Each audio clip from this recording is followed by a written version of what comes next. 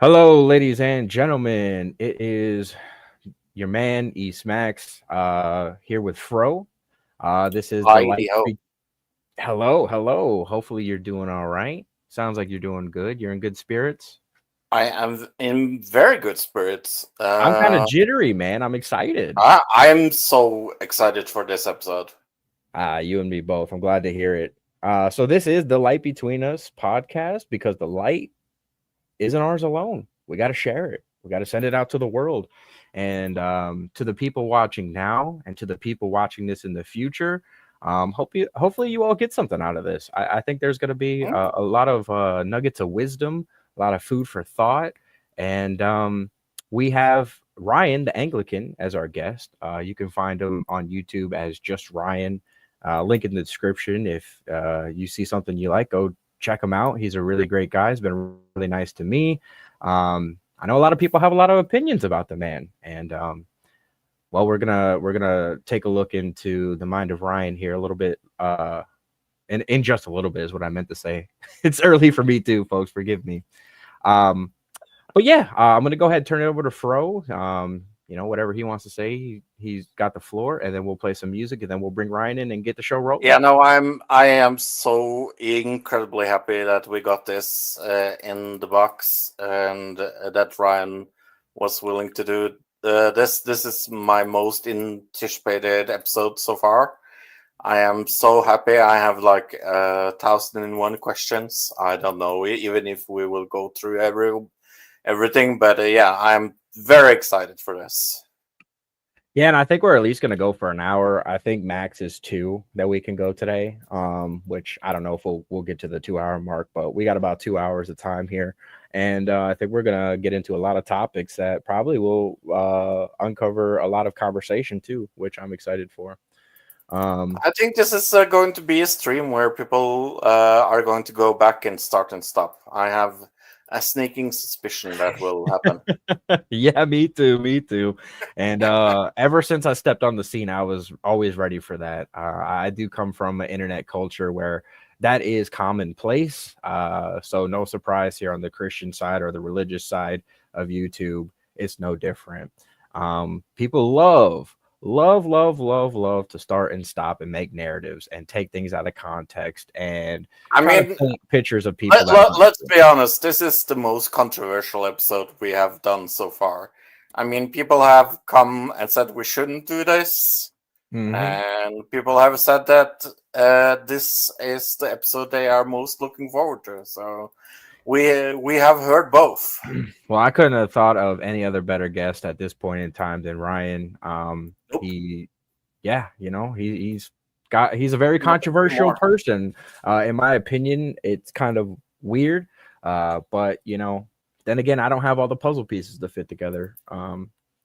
Anyway, that being said, Fro, if you want to drop your email, because I forget what it is, for any other future potential guests who may Yeah, want to come one on. cat, two kittens at gmail.com. That's one cat, two kittens at gmail.com. If you want to be a guest on the show, we are more than willing to have you on, even if you don't like us. Actually, if you don't like us, you will get priority. I will say that. True, yeah. I have a couple names in mind that I would like to talk to, and get Yeah. into a little back and forth with on my playing field because I've been engaging with people on their playing fields, and yeah, they're scared to talk to me in certain We are areas. not that scary. We're one of the smallest religious podcasts out there.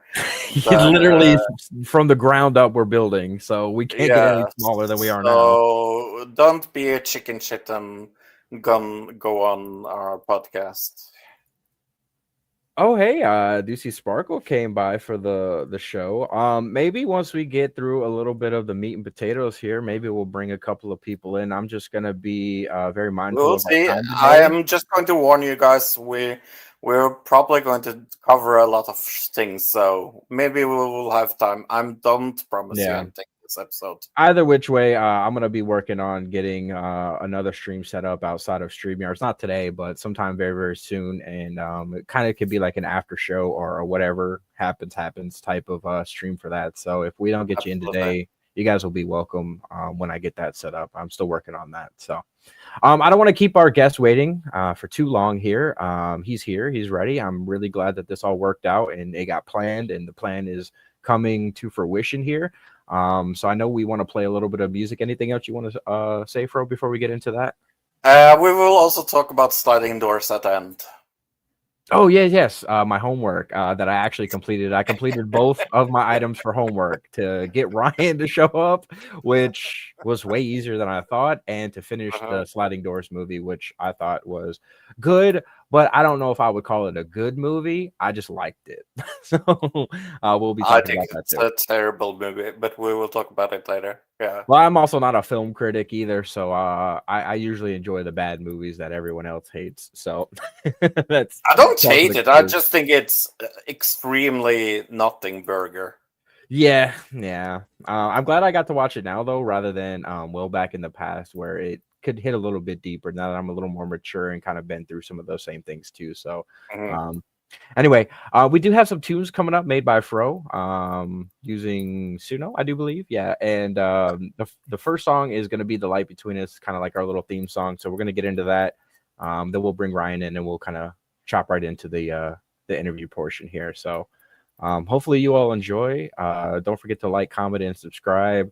I feel really, really good. And if you have any questions in chat, don't hesitate. We will probably ask them. Yeah, absolutely. I forgot to mention that. Yeah, drop some comments in the chat, some questions if you have them. Obviously, we're not going to cover and talk about everything.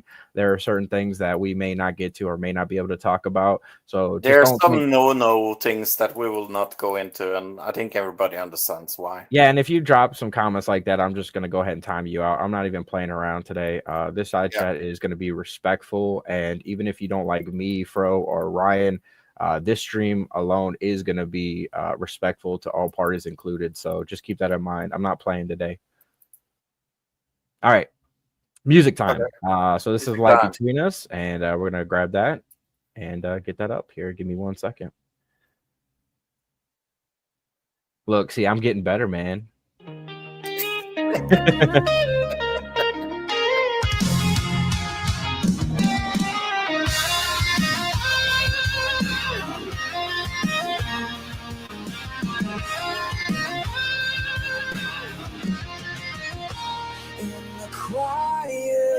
Something glows, a spark in the space where the story flows. Every voice a flame to share. The light between us fills the air. Light between us, shining through. The world feels warmer next to you, because the light, it isn't ours alone. It's what we build, it's what we've grown. Light between us, because the light isn't ours alone. So that was the theme song. Yeah. Are you ready, Fro? I am. I wish I could set up a grand wrestling style entrance for Ryan and give him his own Let's get ready to rumble. Yes. All right, we are all here. How are you doing, Ryan? You doing all right today? And yes. Good morning, gentlemen. Good morning. So I have said, and I don't know if you have heard me saying that, and I don't mind saying it again, that you are probably the most misunderstood person on YouTube. At least in this community, that's probably accurate. Yeah, I really think you are one of the most misunderstood people, and I think that's one of the things that makes this so incredibly interesting. I want to start out with a question that is maybe a little hard to answer, but I kind of want to know: does it get to you when people like call you Judas, where when people are like misinterpreting everything you do in the worst ways?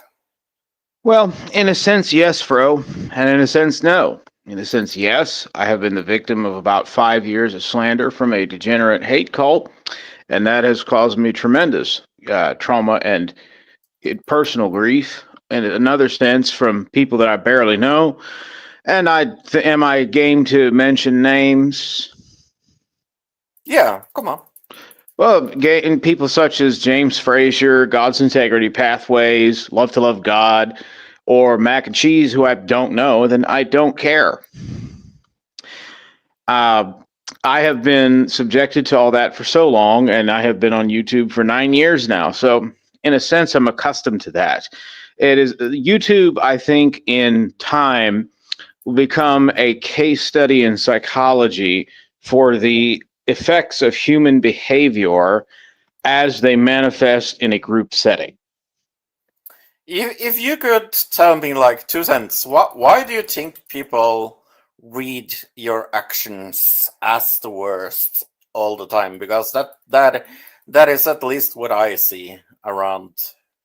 Well, it is because there is a degenerate hate cult that I've just mentioned with certain individuals that I prefer honestly not to mention, but I'll mention them if I must, that have tried for years now to assassinate my character, who have doxed me, who've threatened me, and have attempted to portray me in that light. And there are now a newer crop of people, including Praise the I Am, who either have tried or who are trying to adopt that narrative for whatever reason.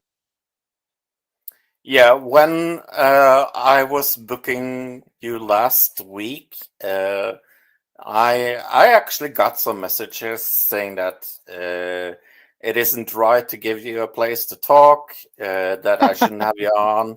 I mean I'm going to interpret that laugh that you're not surprised that I got that feedback.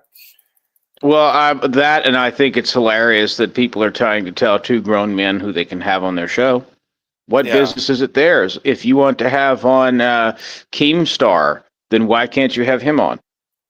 True. We don't. If you would secure an interview with a controversial pastor like Doug Wilson, why can't you have him on? It's none of their business. Why do you think you're so controversial in your mind, other than the cult? Likely because I do not cater or kowtow to the sensitivities of certain individuals, and because apparently I am a foreboding, intimidating people to some, or person to some, I should say. I would tend to think that is part of it. The other part of it is that I don't care about your little issues. I've attempted to resolve issues I've had with people. Good Lord, with certain members like Rob Reed, I've tried for years to resolve those issues, and they've been not only it's not been impossible, but even legal action like bar complaint has proven that further legal action is required with people like that. However, I really don't know. I don't know Isaac at all. I didn't know who he was prior to 2025. Why does he suddenly have an issue with me? I legitimately don't understand that.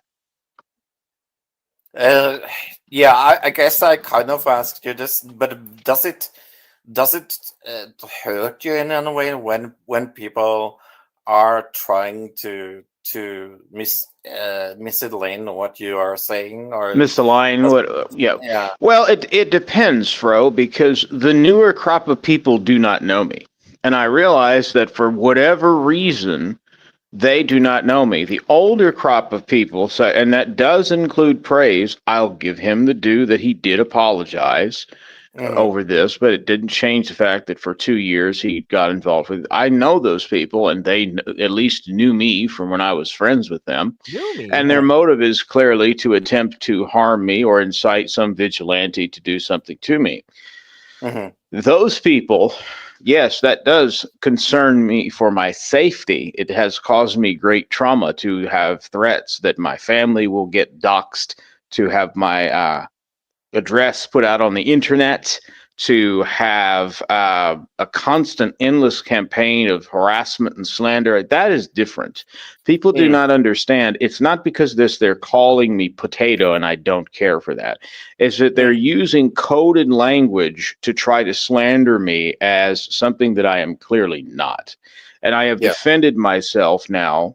Everyone knows about the Super Troll Archive. Let's put something to bed about that. The Super Troll Archive and Dave Connell 2's archive on Rumble exist not because we like harassing people, but because we have tried to defend ourselves against people like Bill Cuthbert, who have been harassing and defaming us now, in Dave's case, for 15 years. In my case, for 5. Yeah, and it's to the point now where a lot of these same people are doing their own archives because I think they see the power that it brings. You know what I mean? Oh, yes. The currency in which Bill Cuthbert and his crew trade is blackmail. That's how they operate. And to me personally, I think it's really, really surprising how many people need to gang up. It's like these people can't just quote unquote take you on one-on-one. They got to get a whole group of people together to run whatever campaign they need to run. And I think that goes to speak to, how much they view you maybe as a threat to them. They got they do. The whole gang. They very much do. They very much do. Gang stalking at this point too. It isn't like, it absolutely is. And I have proven that. Yeah. I'm just trying to. So you said you have been on YouTube for how long, did you say, Ryan? 9 years. How did you first get into this? Let's start there. Let's start from the start. Let's see. In February 2009, almost 17 years ago, I was converted in that year. I began following what was known at the time as the Great Debate Community on YouTube. And I've said this many times before in Urztaz streams. I knew of or followed some of the people who were associating with Bill Cuthbert, but I didn't know who in the world Bill Cuthbert was. I just understood that he was one of the people, kind of, sort of, this funny British guy who I could barely understand at the time, talking with others that I watched. Veckel was one of them. G-Man was one of them. My good buddy Jason Burns. Africa Without Borders, he got the ringer. I mean, you think I got it bad. Jay got it far worse. Let's see. Someone you probably don't know, Luke Boozer, Sin City Preacher. He's now the Church of the Eternally Secure with Renee Roland. I used to watch them back in the day. And in a respect, listening to the back and forth between themselves or between atheists, as Veckel or others were known to do, was actually massively helpful to my early spiritual formation. And I suppose, in a respect, something that gave me catalyst to begin thinking beyond merely, I now have a Bible and have experienced the conversion process. Well, what's next? That's actually kind of where I'm at, to get into a little bit of a Max lore. Like, I recently converted this year, and I guess I've always kind of tiptoed around religion for the better part of about 8 years, but I really started taking it seriously this year, and that's kind of how I hopped into these spaces, really, is to what's next. You know what I mean? I have my Bible, I have my thoughts and my feelings, my beliefs. How do I gain more knowledge? Unfortunately, I kind of walked into a lot of mess, it looks like. But I would give you pushback in that you walked into an environment that has been weaponized and made hostile, not by certain people, not by Smokey Saint, not by Dave the News Unit or others, but that there Smokey has what he calls the ass cult, the anti-Smokey Saint cult. Ever since Smokey came online in about 2018, when I first met him at Praise's channel, a forgotten piece of lore, Praised Wants to Bury, I knew him as a controversialist and a polemicist. He's never really identified as an apologetic or apologist. He's polemic. That's his thing. Smokey, since that day, has had people who just did not care for him. And it wasn't just that he called people trash clowns or, satanic whores of Satan. that got under people's skin. It was because they realized they were dealing with a very different animal in Smokey Saint. Oh yeah, Yeah. absolutely. He really And I is one think of the that most has a lot to intelligent do with people. it. I think largely the reason that that people are intimidated by me is that I will not back down. I am not, how do I want to say this? I'm capable of articulating myself. And most importantly, I will not give up the faith. I will not renounce Jesus Christ. These people have tried Yeah. and they have failed.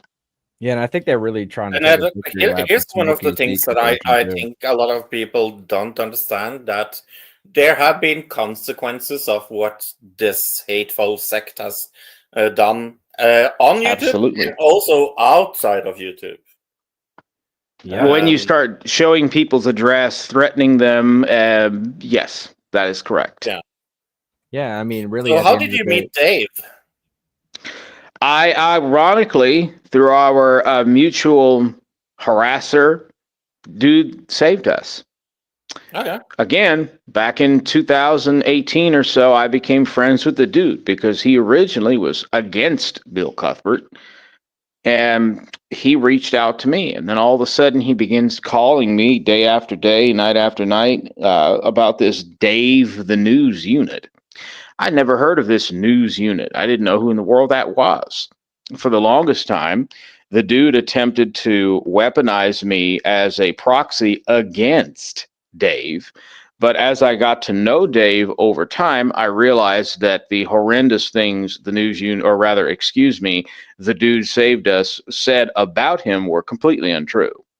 Yeah, that's how I met Dave as well. It is funny that we have that in common. I went to Dave because the dude said, don't go to him. And I was like, why the fuck would I not go to him? And I wanted Well, at the time, his side of the Well, at the story. time, he was attempting, because dude hated Bill Cuthbert, dude was attempting to weaponize Dave and Dave's group of friends at the time to attack Bill Cuthbert. Now, Yeah. that's not going to work. That's not how Dave operates. What I've No. always appreciated can legitimately state he has read the Bible more than almost any of us in this community. Oh, yeah, People got upset when I said, well, I've read the Bible but approximately 1,000 times. Well, actually, there's some math behind that. It's actually very simple math I'll get into in a moment. But Dave has probably read it not 1,000 times, but thousands of times in the decade I agree. plus that Dave has Right. been on the internet. yeah, and people love to delegitimize like his knowledge base just because he's a little rough around the edges sometimes. But that man knows a lot of stuff, a lot of Yeah. stuff He does. that You I also hope have to one day learn contextualize myself. that. But Oh, go on. no, I was just gonna say he inspired me to pick up the KJV, and I know I keep getting poo-pooed on for that, but it's true. You know, the fact that he read the KJV all the time, and I'm like, man, there's got to be something to this. Let me check this out, and I've been reading the KJV kind of ever since. So for me, it's a little harder to understand, and you know, I flip flop back to the ESV from time to time just to kind of make sure I'm understanding things correctly. But yeah, he was a big inspiration for me to want to pick up the KJV, honestly. Well, and mind you, people mocked me. They got on my case about the claim. Well, you said you read the Bible 1,000 times. Well, by 2015, I found myself in a position where I recognized that despite my claims to Christianity, I still at that point had not read the Bible, meaning for about the last 6 years, I had just pandered around in the Bible and really not read it. So when I left the Pentecostal movement in 2014, I had to come to the decision, what do I believe? Does that mean everything I taught was a lie? Do I need to deconstruct what I claim to believe, then come to reanalyze that under the light of God's word? Well, how can I do that? I don't know what it says, which is why I start reading it. Within that year, I managed to read it for the very first time from cover to cover. And through that process, I began to realize there has to be something a little more efficient than this. At the time, I was on disability and thought that due to health complications I've discussed on here, that this is it. My life is over. I have arthritis in 6 joints. It hurts to even exist. There's no possible way I'm going to hold down a job with this kind of pain. And, it's probably not going to work. So I don't know what to do but to read the Bible, and so I did. There are 1,189 chapters in our Protestant Bible. In the Roman Catholic or Eastern Orthodox Bible, it's just a handful more. It doesn't do much to the math. I then recognized if you divide that number by 5, you get a number that's approximately 1.5. Well, if you can read the Bible 1.5 times, you can read it more than that. So yes, at one point, I got to the point where that number 5 became 260. Well, I'll be the first to say it. I'm glad that you're still here. I'm glad that you haven't got run out of town. I'm glad that you were able to. Oh, I am going nowhere. Exactly. Yeah. No, same with me, man. I'm kind of stuck around here forever. Depending on whose side I'm on, it doesn't really matter at the end of the day. I'm not going anywhere either. I don't care how many people try to bully me offline. It's never happening. You can't silence me, unfortunately. And I'm very glad to hear that, they haven't ran you out of town either. But I did kind of want to echo a point that you said, kind of like when I lost everything, it's when I started to really dig into the Bible too myself. Like I look at it as God had to remove all the distractions from my life to draw me closer to him. And I've never been closer to him than I have been in my whole life, even though my life has turned around since then. My faith was really, it happened from a deep emotional place that nothing anyone ever says is going to take me away from it. It's up to me now to do the homework and to do the research and do the learning part of it. But my faith happened from a deep personal experience. And looking back, I am very grateful that I lost everything, and when I say that, I mean, it's different types of losing everything. I was married. Now I'm not. Had the most amount of money I was ever making in my life. And then, I kind of had to re-gear some things around. And, but looking back, I'm so blessed to have those experiences happen because it drew me closer to God to the point where it's undeniable his existence and Amen. undeniable, for Jesus's love and his grace and his mercy. That no amount of idiots online are going to take that away from me.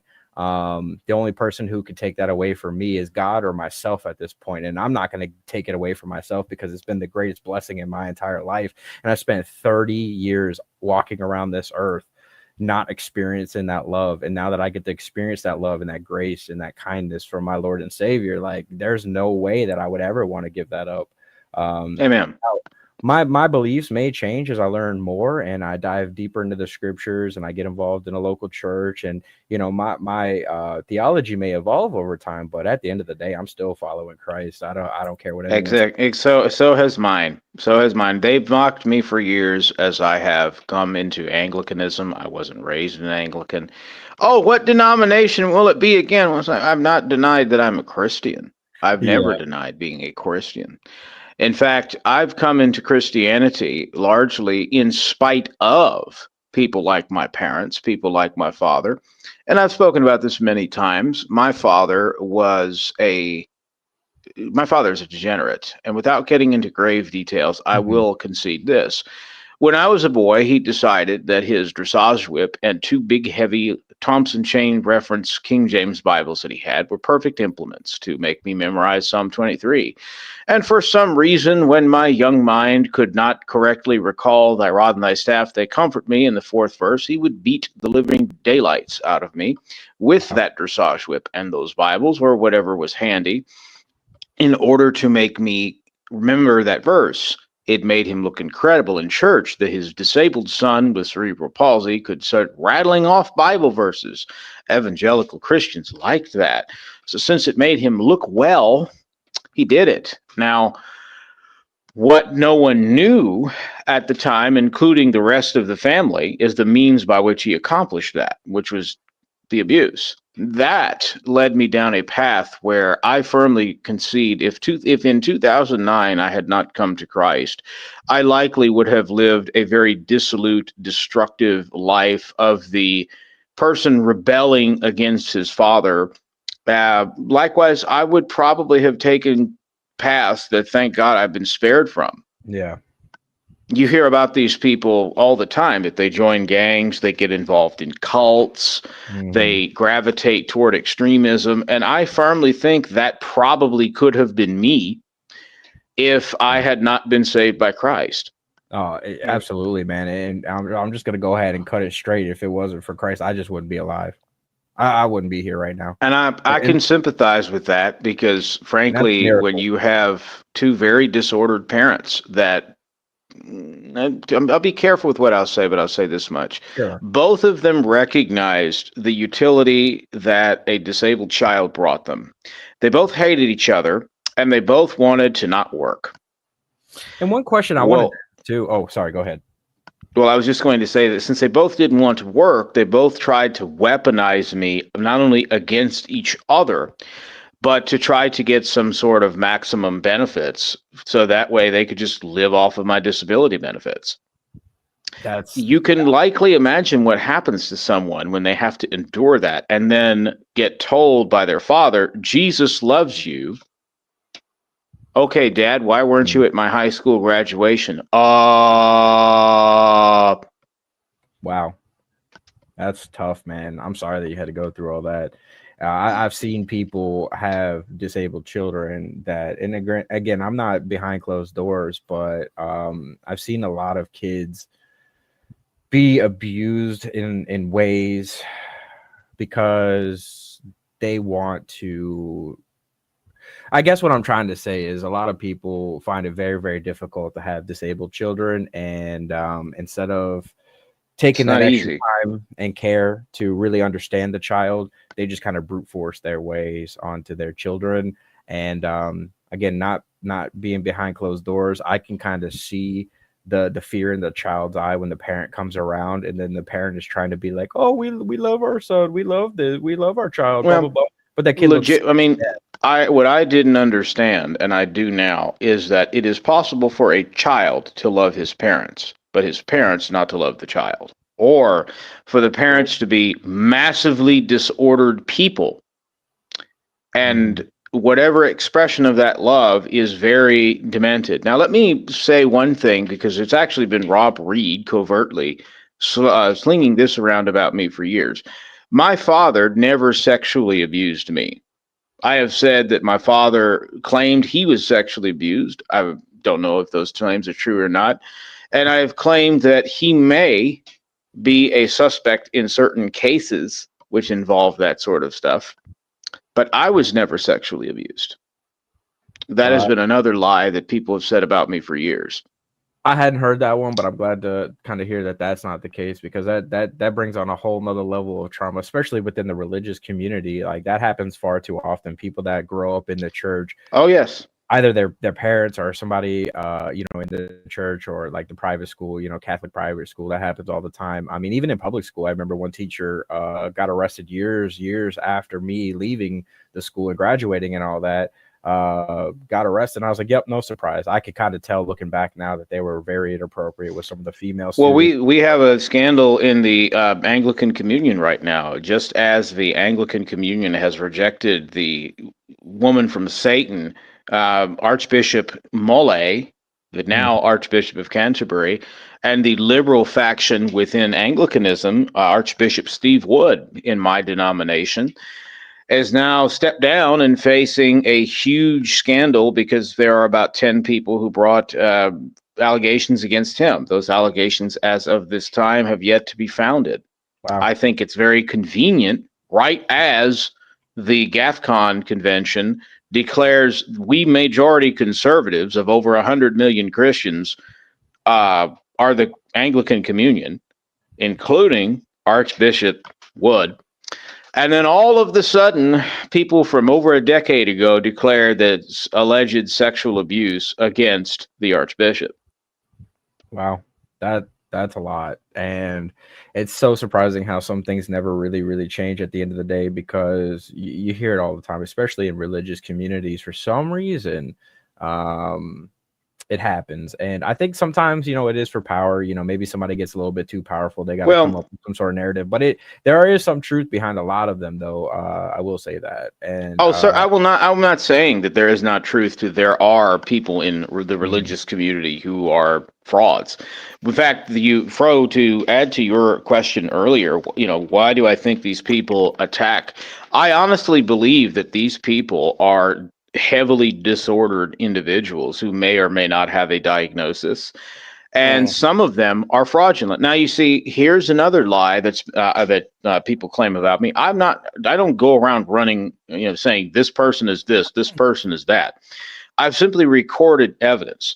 I don't think for a moment that every single person is an alleged PDF. That's impossible. I'm not going to do the Bill Cuthbert thing that I'm sure Fro knows what I'm talking about, where you spend about almost 2 years trying to say, if you disagree with me, then you are, this, that, or the other. I think what's happened is that these people that we have observed online operate in a culture of fear and a culture of intimidation. As such, some of them have come to recognize that others allegedly may be that. Therefore, I think it's all a game of one-upmanship at that point. Yeah. On the other hand, however, there are people that we three know, that we three have interacted with, that have accused at least two of you of some pretty crazy stuff, where my introduction to those people was kvetching about someone that's actually not on YouTube anymore. And if I mention that name, you'll know exactly what I'm talking about, Jared TK. Mm-hmm. Yeah, I've heard some stories. I think perhaps you understand my point. I think you have seen different factions of disordered religious crazies who have found each other on the internet, and they have either been at war with each other or integrated with each other for the last period of X number of years. Yeah. And actually, that leads me into a question that I was going to ask earlier, and I kind of forgot. Sparkle wants to know if you know Steve McRae at all. I did not know him. I know who he is. He was a major internet atheist pundit and had a fair share of controversies in his own right, of which I was aware. Yeah. I never see this, Sparkle. This is where you and I differ. You engaged with a lot of these ideologues on either side of the Christian equation, the non-Christian equation, during the Great Debate years. I never did. I did not join a panel until 2017. I had no idea how you did that. And frankly, I used to watch Matthew 4:19, Bible Thumping Wingnut, and others when they would host debates with Matt Slick, with Ron Ra, with Jason Burns. I didn't understand most of what they were talking about. What utility? Go ahead. I was just gonna say I knew Steve McRae from an old podcast that I used to watch that is atheist. Let's just put it that way. And I think they had him on at one point. That's kind of the first introduction of who Steve McRae is, and apparently he's still active as of 3 weeks ago. So that name completely slipped my mind until Sparkle mentioned it, but I kind of vaguely remember who he is and what he's about too. Well, mind you, I never interacted with most of these people prior to 2017. Yeah. I never joined the Great Debate panels. I never participated in that. I wasn't around at the time. I simply was a consumer of the content. And overall, it was helpful in some of my spiritual formation, especially considering that in Pentecostalism, there is not generally a good trend toward discipleship. Yeah. Which is sad. Christ doesn't tell us to go make converts. He tells us to go make disciples. This was probably not the best way to do it, but it was a large way in which I got exposed to worldviews that otherwise I never would have heard. I mean, I grew up in a Pentecostal church in a town where you're either Pentecostal / evangelical or you're Roman Catholic. Yeah, that was actually going to be my next question. Kind of like, how did you grow up? Was it? I don't think it was Catholic, and you just kind of mentioned it as Pentecostal. I was the anomaly. All my friends here in South Louisiana were going to the Roman Catholic Church. They'd grown up Catholic. They had been baptized into the Roman Catholic Church. They endured confirmation. And of course, what's funny is the good majority of them never had any fidelity to the sacrament. They would just do it because their parents wanted them to do it, or because, I have to do this thing.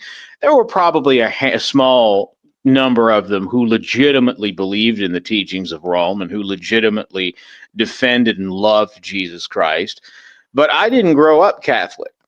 I had a non-Christian mother, probably best described as an esoteric, Erzataz Gnostic and pagan who decided that I would not be reared that way. So I wasn't. Instead, I grew up at First Assembly, what was Lafayette at the time, under Robert S. King. I dearly miss Pastor King and look forward to the day I get to see him once again in heaven. Pastor King was a phenomenal pastor, one of the rare ones that would make house calls and just an overall great pastor. Now, do I concur? That's a dying breed. Pastors I care. Oh, yes.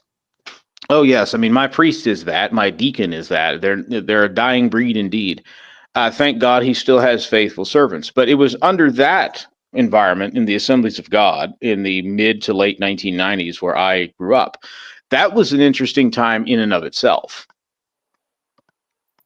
Yeah, and religion kind of skipped over me and my generation of kids because on my dad's side, they were Roman Catholic.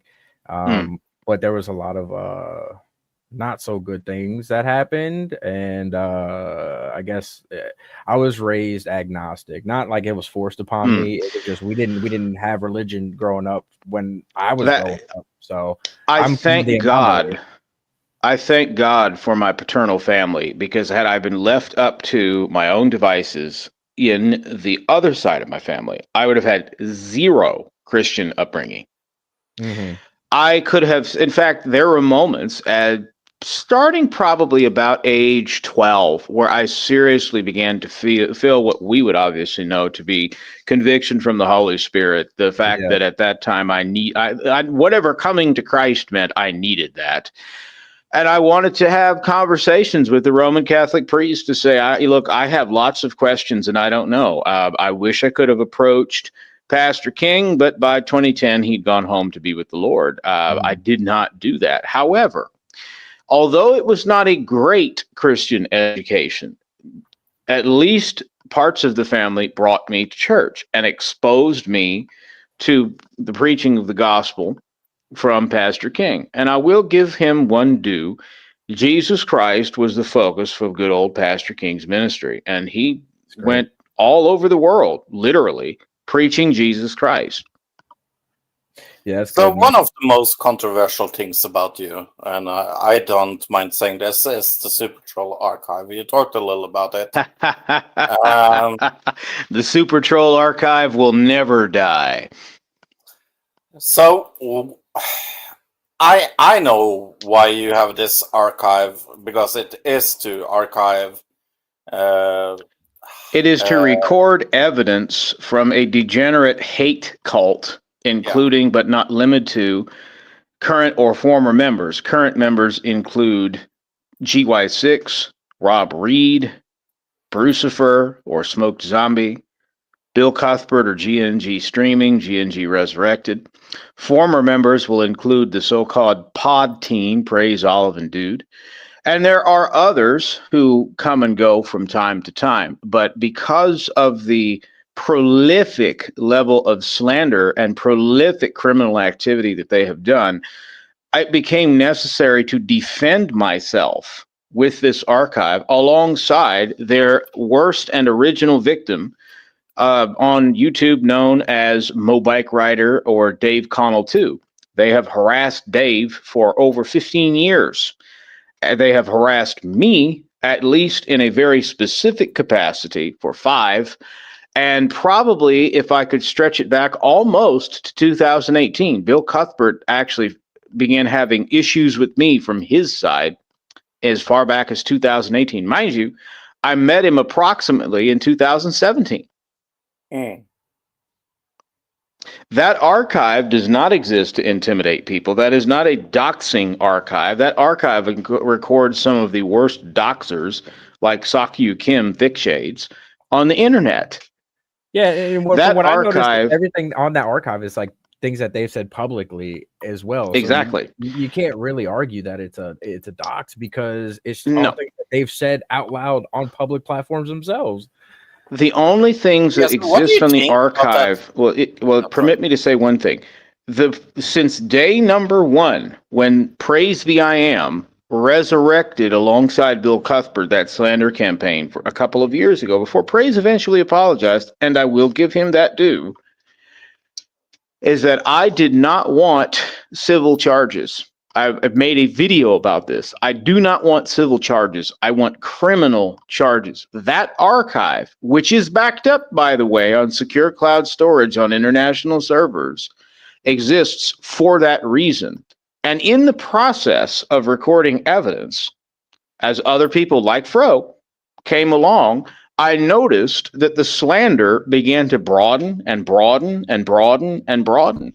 And thus, initially, and yes, it was for purely selfish reasons to record the character of those individuals that had been subject to the archive or with which I had had former correspondence. I began recording evidence. In time, however, I began to realize that it was necessary to do that, considering what these people were doing to so many different people. Smokey Saint in the chat is probably the third biggest victim out of the 3 people in this community I could think of from the hate cult. They have an unimaginable hatred toward him. Well, it's kind of funny when I stepped in too, I became the target of a little bit of that myself too, just by guilt by association. A lot of these people probably do like me and they just don't like who I hang around. And they've tried to like convince me that guilt by association have been a lot of things that we oh yes, I mean, and that's something I've been tolerating. I can tell you right now that this is how it's always been on YouTube. It's nothing unique or new, but with a certain group of people, that is what they do. So, for example, we'll just use a name that we all know: Tucker the Baptist. Like him or not, Tucker the Baptist is friends with the Jack Smack 77, and if you don't like that, then you will put him into that position. Well, it's guilt by association. Or Fro. Well, Fro was friends with Praise the I Am, so Fro must be a piece of garbage. Well, he could be, or it could be that's simply how he came into this community. It is what it is. Yeah. I always find myself around the real ones, you know, people that aren't too afraid to speak their mind and put their face or their voice behind it. You know, and like for Dave, for example, he'll come on cam and just say right to your face, oh yeah, you can, you guys suck and I hate you. You know, go away. You know, people don't understand one thing about Dave, and that is I appreciate that aspect of Dave. He will tell you exactly what he is thinking.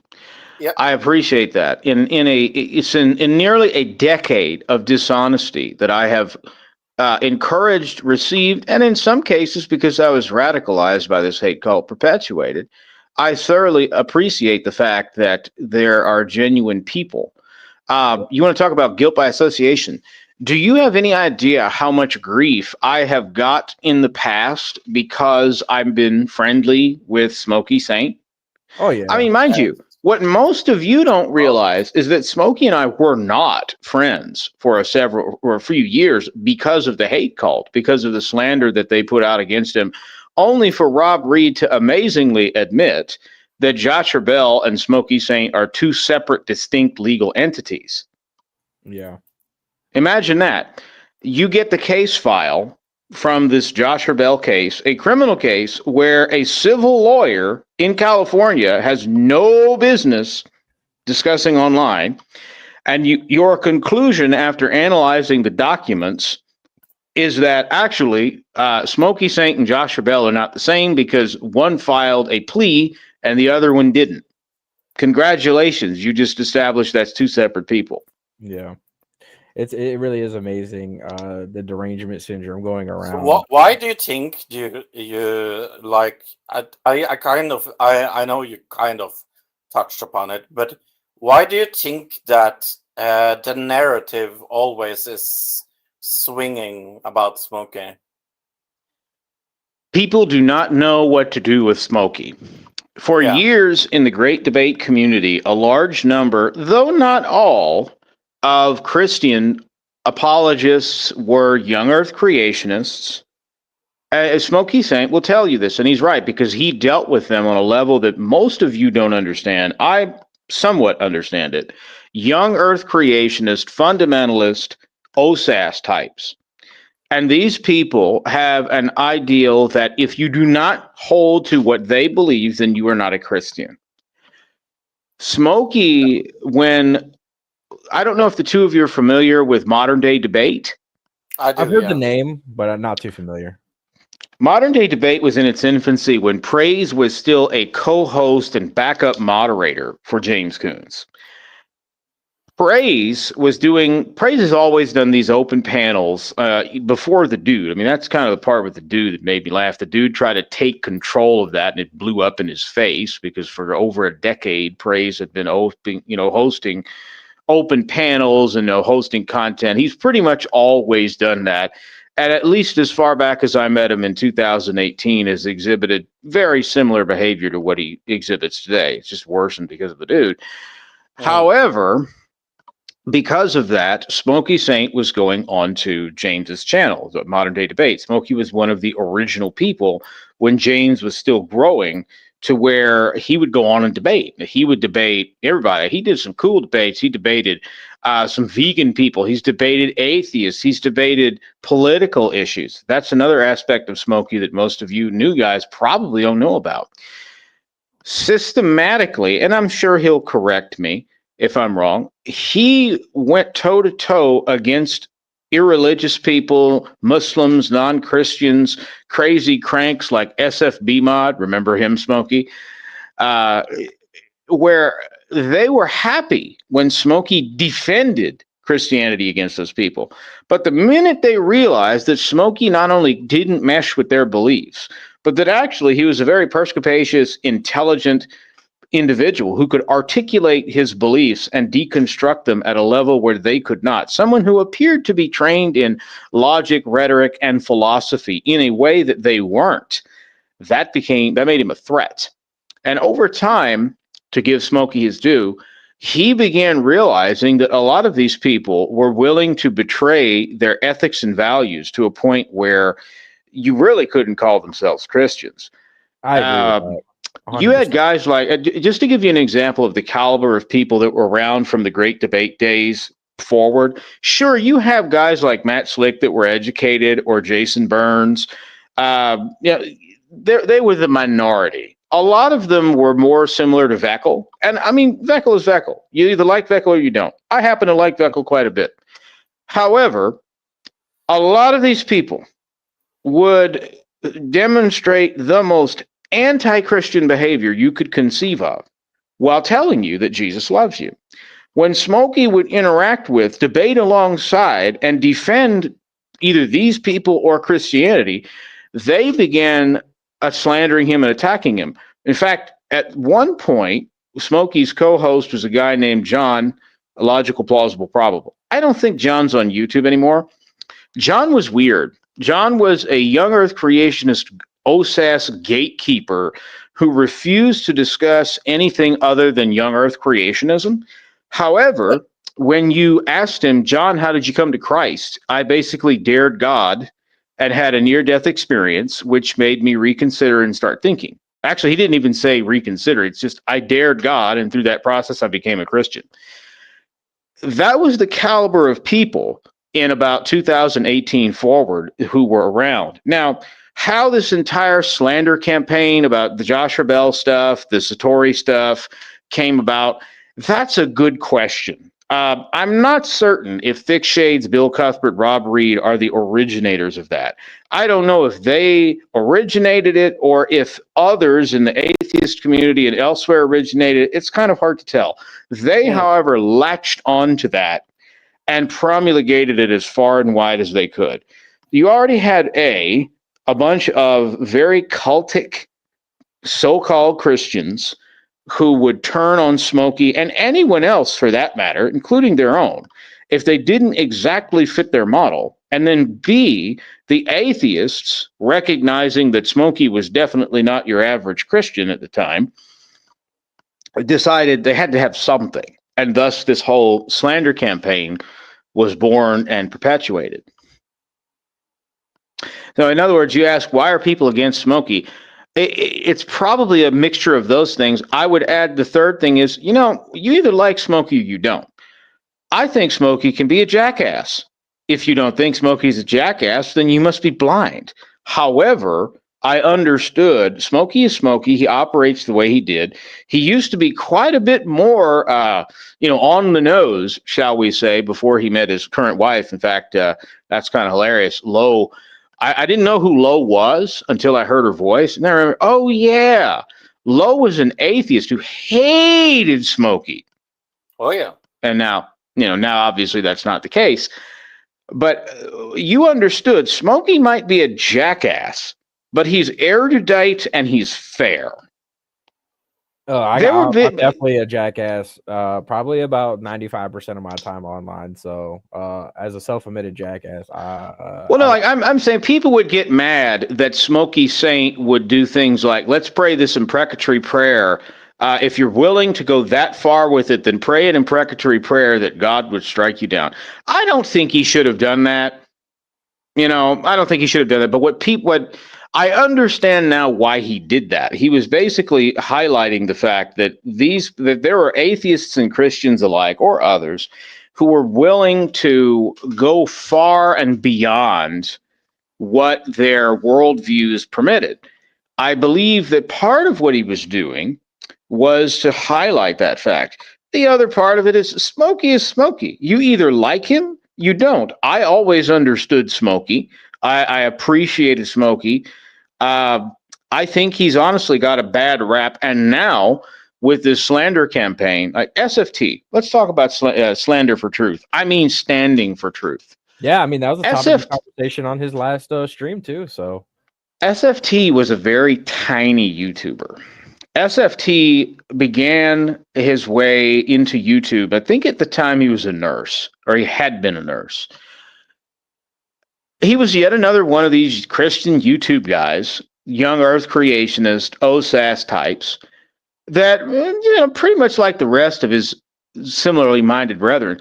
But he had the idea to start a debate channel because during the time you had modern day debate around, other people began setting up debate channels, Christians, atheists, Muslims, whatever, because they realized, oh, wait, this is a replicable model. This is actually not a bad business idea. Yeah. Some of them are like Gospel Truth, Marlon Winston. Love that channel. Great channel. However, what would happen is that SFT got in with certain young earth creationists. And when you start working the ranks of the young earth creationists, some of these people are moderately accessible. If you get a certain number of followers, they might pay attention to you. Well, SFT built that channel, which he will not currently acknowledge, in large part because of two people, Praise the I Am and Smokey. If you look at the old debates from a few years ago, one of the big main debaters on SFT's channel was Smokey. Yeah. And Praise. Now, Donnie's channel is stagnated. I laugh about this because a few years ago, as I was sitting in the gym, I had a conversation with SFT where I told him, Donnie, I think you really should diversify your channel. Why is that? Because it looks like the young earth creationist stuff's been played out.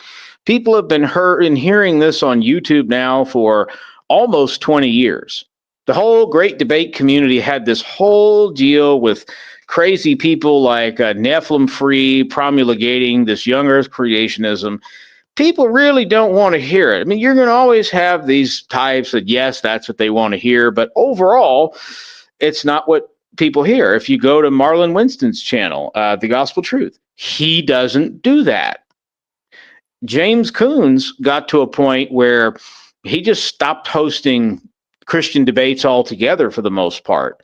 I wouldn't say in all Christian debates, but there were certain subjects by 2020, 2021, he wouldn't even entertain anymore. My point to SFT was, hey, you pretty much built your channel on this. If you and Kent Hovind ever have a falling out, because he seems to have a falling out with just about everybody, then you might want to broaden yourself out there, Donnie. Looks like other debate channels have pretty much done that, and instead had taken under consideration. Nowadays, SFT's channel is stagnant because he keeps hammering the same topic and can't quite get it in his head. Donnie, the reason you don't have 500,000 followers is that no one wants to talk about young earth creationism by this point. Everyone knows what it is.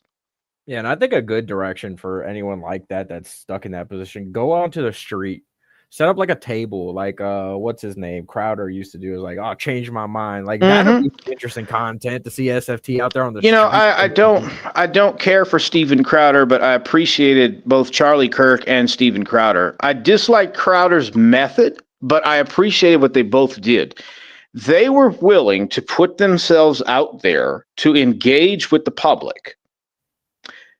A large reason, by the way, why I went to Smokey's is that Smokey had, and y'all have never seen this, Smokey had a conversation with a Satanist, Truth for Satan Ministries, way back in the day. Smokey talked to people that like you would never even conceive of speaking with.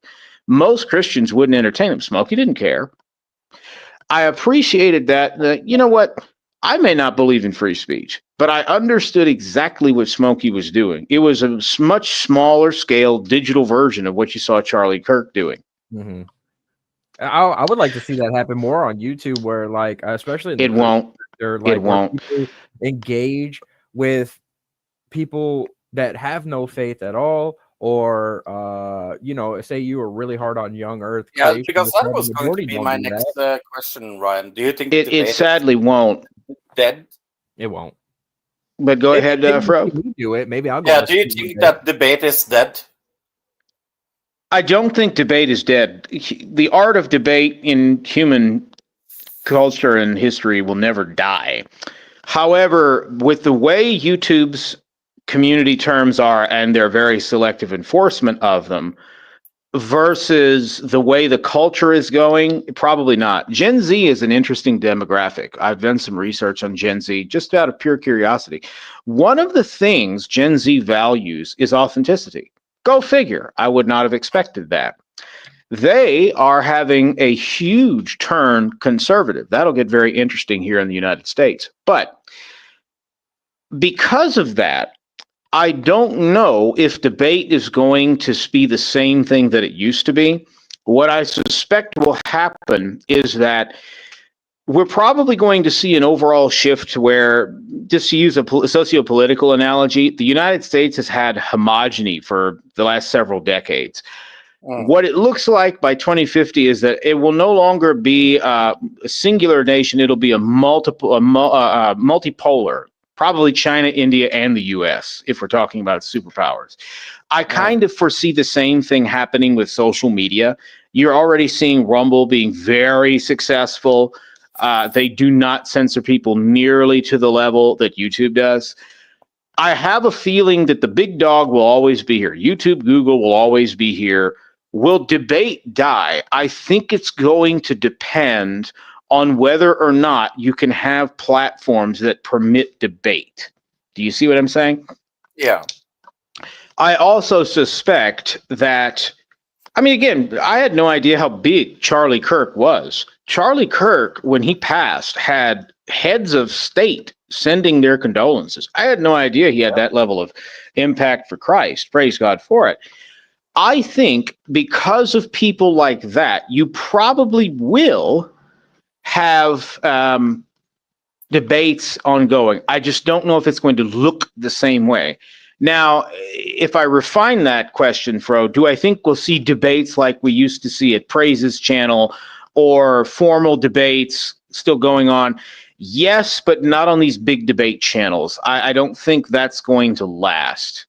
That has essentially been, I don't want to say a continuation of the Great Debate days, but shall we call it a refinement? Back in the day, you used to have, you'd have debates, but, King Crocoduck is going to debate this guy, and I don't know, Reformed Christian Apologist has agreed to host it. Well, that just transformed into, well, this channel does nothing but debates. So will it continue? Probably, but I don't think it'll continue in the form that we currently understand it to be. I will say this, though, if money was not an issue, I would get everyone on both sides of these communities that I've been seeing all in a room for a live debate, if I could, because that would be amazing. I would prefer not to do that, one, and two, you will learn that most of these people are cowards, and the ones who would come would only come to harass. It's almost like the New Age Council. We just get everyone together and just start. I would have security guards ready lined up too, just in case, because it'd get physical. Well, the thing is, back in the Google Plus days, which was also back in the Great Debate days, they tried something like that. It was called the Council of Google Plus, and at the end of the day, it failed because the one problem with enforcing church discipline and having Christianity online is that there is no way to enforce church discipline on YouTube.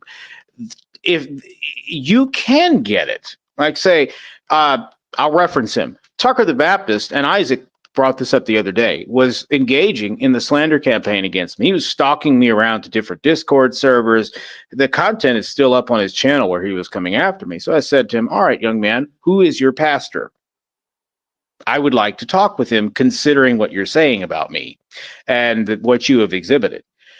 Other people who don't do their homework then turn that into, you tried to dox Tucker. No, actually, I wanted to talk to the person who could hold him accountable, because I happen to know for a fact I had a discussion at Dave the News Units with Tucker earlier in the year where he said, actually, my pastor does not know what I believe. Yeah, and I would argue that most people that talk religion on YouTube hide it from their pastors, because there's absolutely no way their pastor wants them to be representatives of them, saying half the thing. Oh, no. Well, the pastor shouldn't want them to be representatives of Christ. Now, I don't hold any position at my church, but I also have, I mean, look, I'm very close with my priest and his family. I'm not going to divulge all the details, but look, if I have to have a conversation, it's like, well, but the thing is, I've been waiting to get a call from our deacon or from, my priest. Say, hey, Father, it's good to see you. Hey, just want you to know some crazy guy sent me an email. I've been waiting for this day.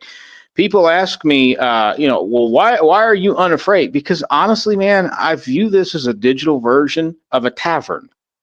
I've said this before. I view YouTube as a digital version of a coffee bar or a tavern. Look, in a way, I kind of treat this almost like wrestling, like not that it's scripted or anything. That's a good analogy. Not that it's That's a good analogy. Pretend in that way, but people just get really passionate and they say the most outlandish things to each other, and then they don't think. They don't think. They don't look at. They don't treat this like reality because they think they're on the internet and it doesn't matter. Well, actually, it does matter, because this can have real life effects on certain people if taken in a certain direction. I don't generally go in that direction unless it is necessary. I think a lot of people need to take a time out, realize that there are humans on the other end of these screens sometimes. Right. And the things that we say do have effect on the people that we say them to. Oh, absolutely. So I think, especially for the Christian side of the community, they really need to take a time out and look at the words and the actions that they've been doing and try to line that up with Christ, because it's just simply not aligning. Well, furthermore, Christians, some Christians at least, professed Christians, seem to forget Romans 13 and 1 Peter chapter 3 didn't fall out of the Bible. We're not anarchists. We do not have this idea that anarchy reigns. No, we believe that the higher powers are God ordained and instituted. As such, we're accountable to them. So permit me just one thing. I'm not anti-police. Why? Because God says that the police are his ministers. They can obey God or they cannot. But I thank God for them and pray for them. Please go ahead, Fro. Yeah, no, I was going to say that lately I have seen that you have been in some debates. I kind of wanted to informally ask you about the Charlie Michaels thing. What is your... Yeah, that was unfortunate. That was very unfortunate. I encountered Charlie, I don't know, within the last couple of years, if I had to guess. And at first, I didn't understand what to make of him, because he kept making all these claims. He claimed to have degrees. For a long time, he wouldn't produce that. So, again, it's in the young Earth creationist world, it's not that uncommon that they'll fake degrees or they'll claim degrees, or they'll have a degree, but it's from a degree mill. It's like, oh, so you're a master's in whatever, master's in theology from, an irrelevant degree mill school or whatever. The point with Charlie is that Charlie likes to accuse people of being goddamn demon-possessed litholaters and other, pejoratives in which he will engage. His viewpoint, however, is more or less, at least as I understand it, that we have mistranslated pistis, word that it commonly renders as faith. It should probably be, as it was in classical Greek, fidelity, allegiance.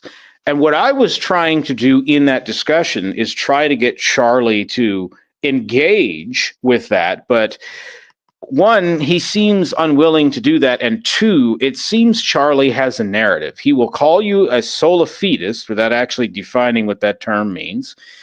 He has expressed it on his channel, but he won't define it in conversation. And then the minute that you do not identify with his particular ideology or answer the question the way he exactly wants, he will then label you as a troll.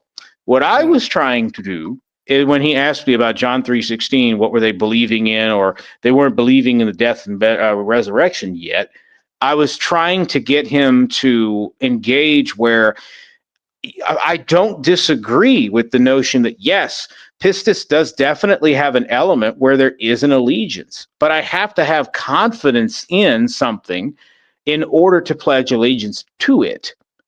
Unfortunately, I couldn't get Charlie to engage on that point because he, again, I guess he just runs this narrative in his head that once he's branded you a certain way, doesn't matter what kind of gish galloping in which he engages or ad homs, he'll just label you, and that's the end of that. Yeah. It What are really is. people arguing about in chat?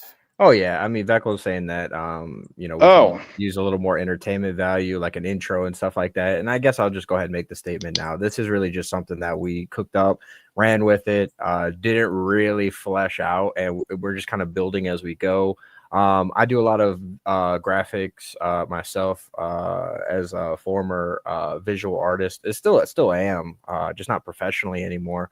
I could be doing a lot more in that department, and I will as time goes on. I really wanted to kind of see what happens when we first start this up, see where it goes.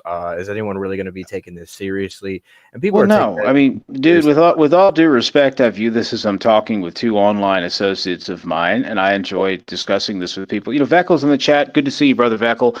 Look, Veckel's original channel is gone. Unfortunately, he lost it.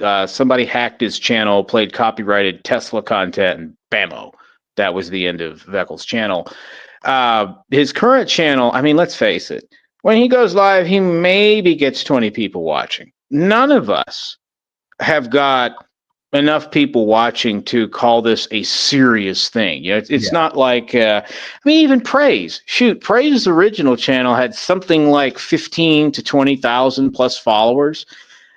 I still suspect the majority of those were botnets. Because he'd go live, it's like you got, 17,000 followers.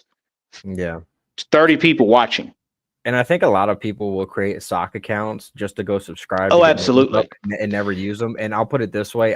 Me and Fro just started this podcast over here on my channel, and we already got more viewers than some people with thousands of subscribers. Well, because the hate cult, and that's another thing, by the way, I have got screenshots where certain members of the hate cult admit that they record live streams. So if it's me, they're probably recording this.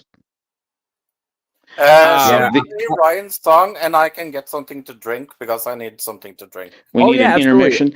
I'm gonna take maybe if you want, there are probably things people are saying in chat. I haven't closely watched the chat at all. I need some more fuel, so I'd like some more coffee too. Absolutely. We'll go ahead and play the Ryan intermission song. It's about 4 minutes and 25 seconds. We can always round up to 5 minutes as well and kind of reconvene. Sure. And this was another song Fro made using Suno. It's just called Ryan. I'll go ahead and bring it up now, and we'll be right back. One thing I did want to say though before we do that, any feedback is greatly appreciated, especially you, Veckel. I know you're trying to help out. So we love feedback. At the end, Fro, if you can, or maybe during the intermission, drop your email there. So if anyone who wants to send any graphics or anything like that, any intros, they can just send it to you. We'll check it out. A lot of people want to help, and I'm very appreciative of that. So on that note, I'm going to be right back. I'm going to mute, and we'll go ahead and play the Ryan song. We'll be right back.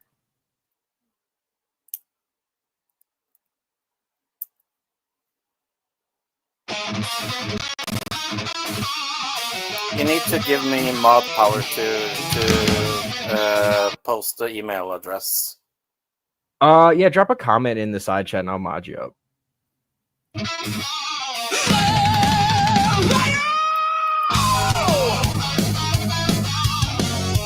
red-hair thunder from the bayou.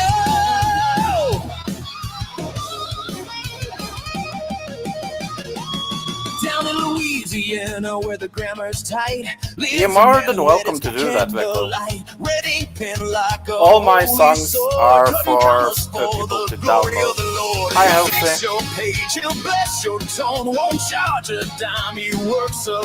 Is Suno having problems?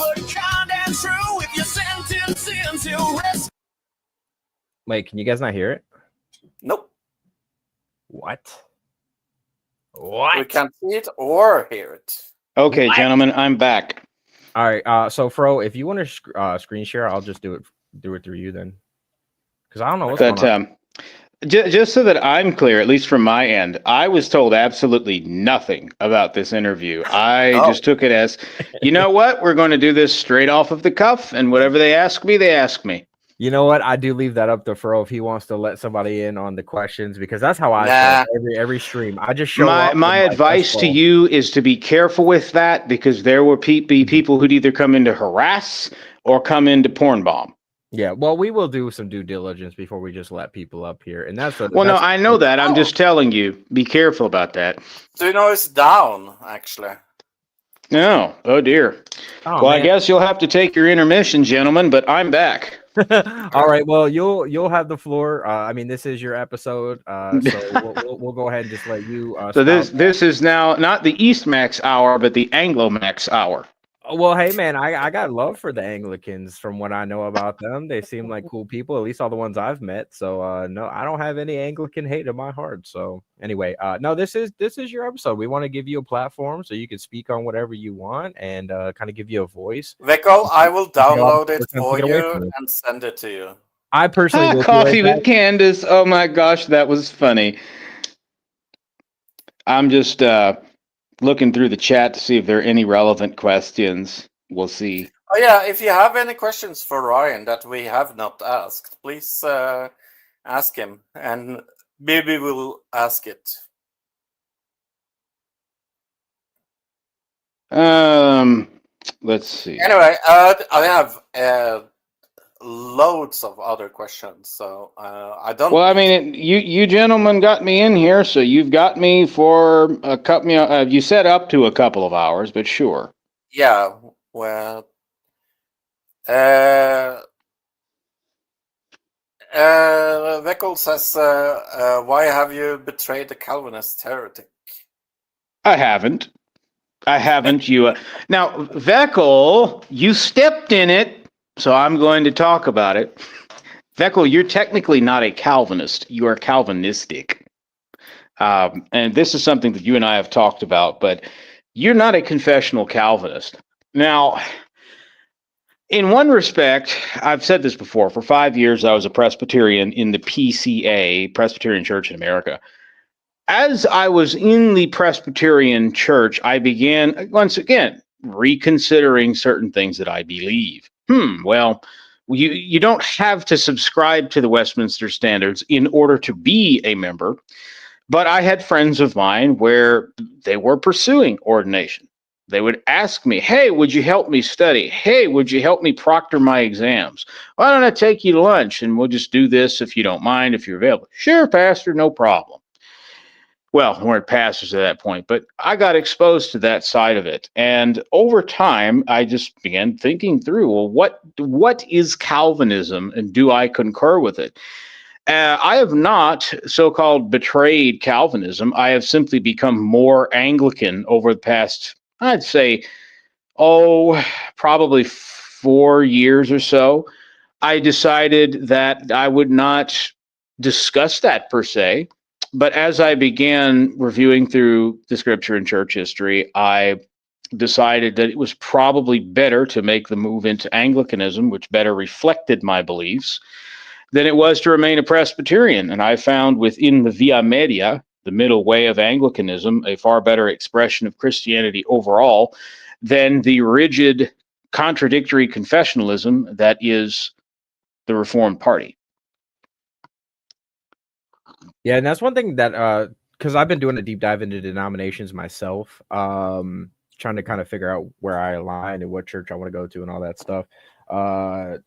The Anglican. Come to the Anglican communion, brother. You can be an Arminian, you can be a Calvinist. We don't have a problem with that. I was just gonna say they really do seem like a good fit. Granted, again, I'm still doing more research before I make that commitment. You know, I don't want to be one of those denominational hoppers at the end of the day because it's see, mind you, I've been accused of that. But you notice I was a Presbyterian for 5 years. I didn't just go there and leave. Yeah, it's one of those things where when you start to learn more, then views may change, denominations may change. Those things are indeed. And mind you, do I plan on leaving Anglicanism? No. And one of the great benefits of Anglicanism is as long as you affirm the ecumenical creeds, the things that really matter, then we have far more liberty in certain areas. I can be a theistic evolutionist. Yeah, sure. Does my priest disagree with me? Oh, absolutely. He might jokingly call me a heretic, but it's not like I'm going to get disciplined for that.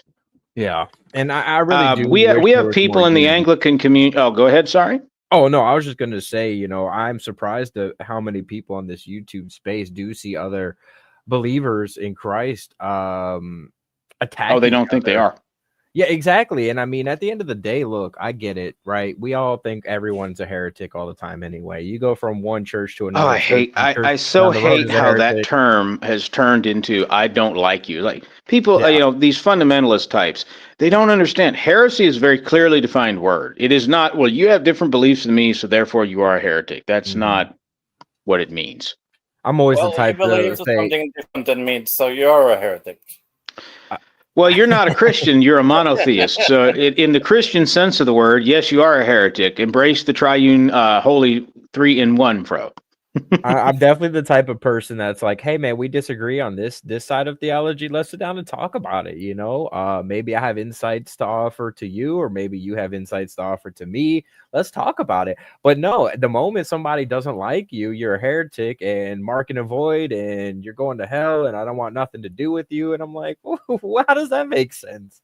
You don't want to help build anyone up. You just want to tear everyone down. I don't think that's very Christ-like, but okay, you know, do what you gotta do. Okay. Smokey left a comment with which I would interact, but go ahead, bro. Sure, the fatalist one. This one. This is part of the reason why, because I haven't articulated this. Why would I leave Calvinism for an Anglican, a more predestinarian-minded Anglican model? Largely because expressions of Calvinism I encountered generally tend not to be fatalist or fatalistic. But if you press them, they end up devolving into that.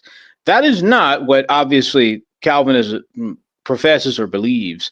The problem is I just find it a very inconsistent thing to articulate certain things that they do. Okay, we're going to play your song now, so enjoy that. Sure, gentlemen.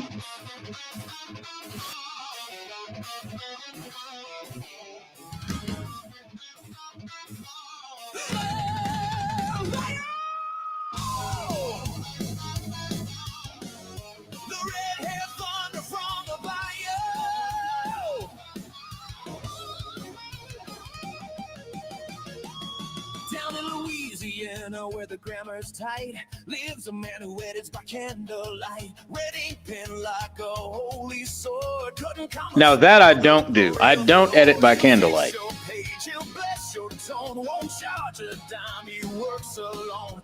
Oh, yes, I will charge. I got to make my bread somehow.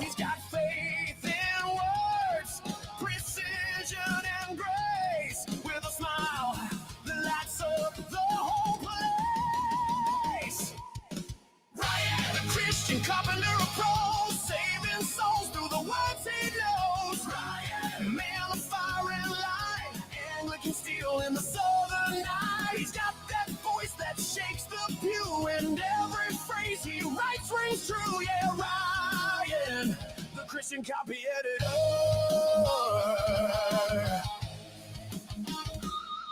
5 cups of coffee and a joke or two. He'll quote St. Paul and AC/DC too. He's a stickler, yeah, he owns the name, but every rule's just part of the game. He'll mark your draft with care and flair, then tell a pun that clears the air. Underneath that Oxford mind beats a heart that's warm and kind. When the deadlines roar and the eddies bleed, he's the calm the chaos needs. Ryan, guardian of the page, standing tall in the digital age. Ryan, redhead saint of style, balancing truth with a southern smile. He's got that laugh, that preacher tone. He turns the margin into home. Yeah, Ryan, the Christian copy editor. I do. I always appreciated this, bro. But as per my job, no, I do charge for my work. I got to make my victuals somehow.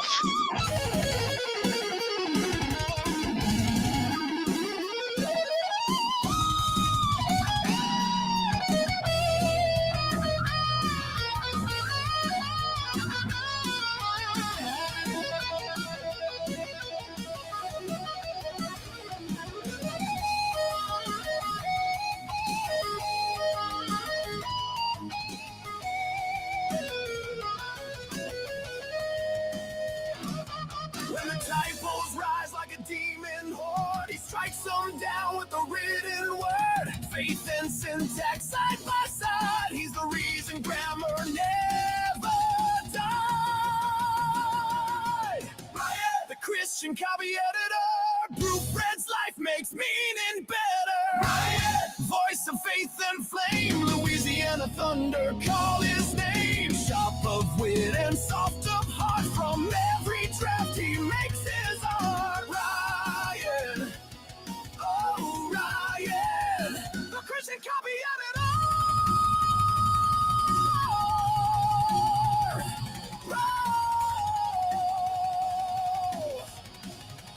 Spell check trembles when it hears my name. Riot! Fragrance when it hears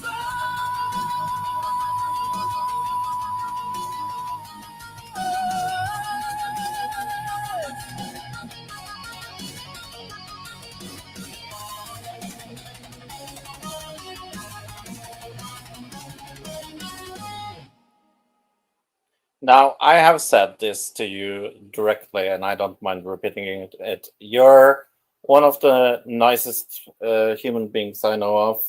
You're always there if people have a cry or need a Well, I shoulder appreciate to cry that. on and things like that.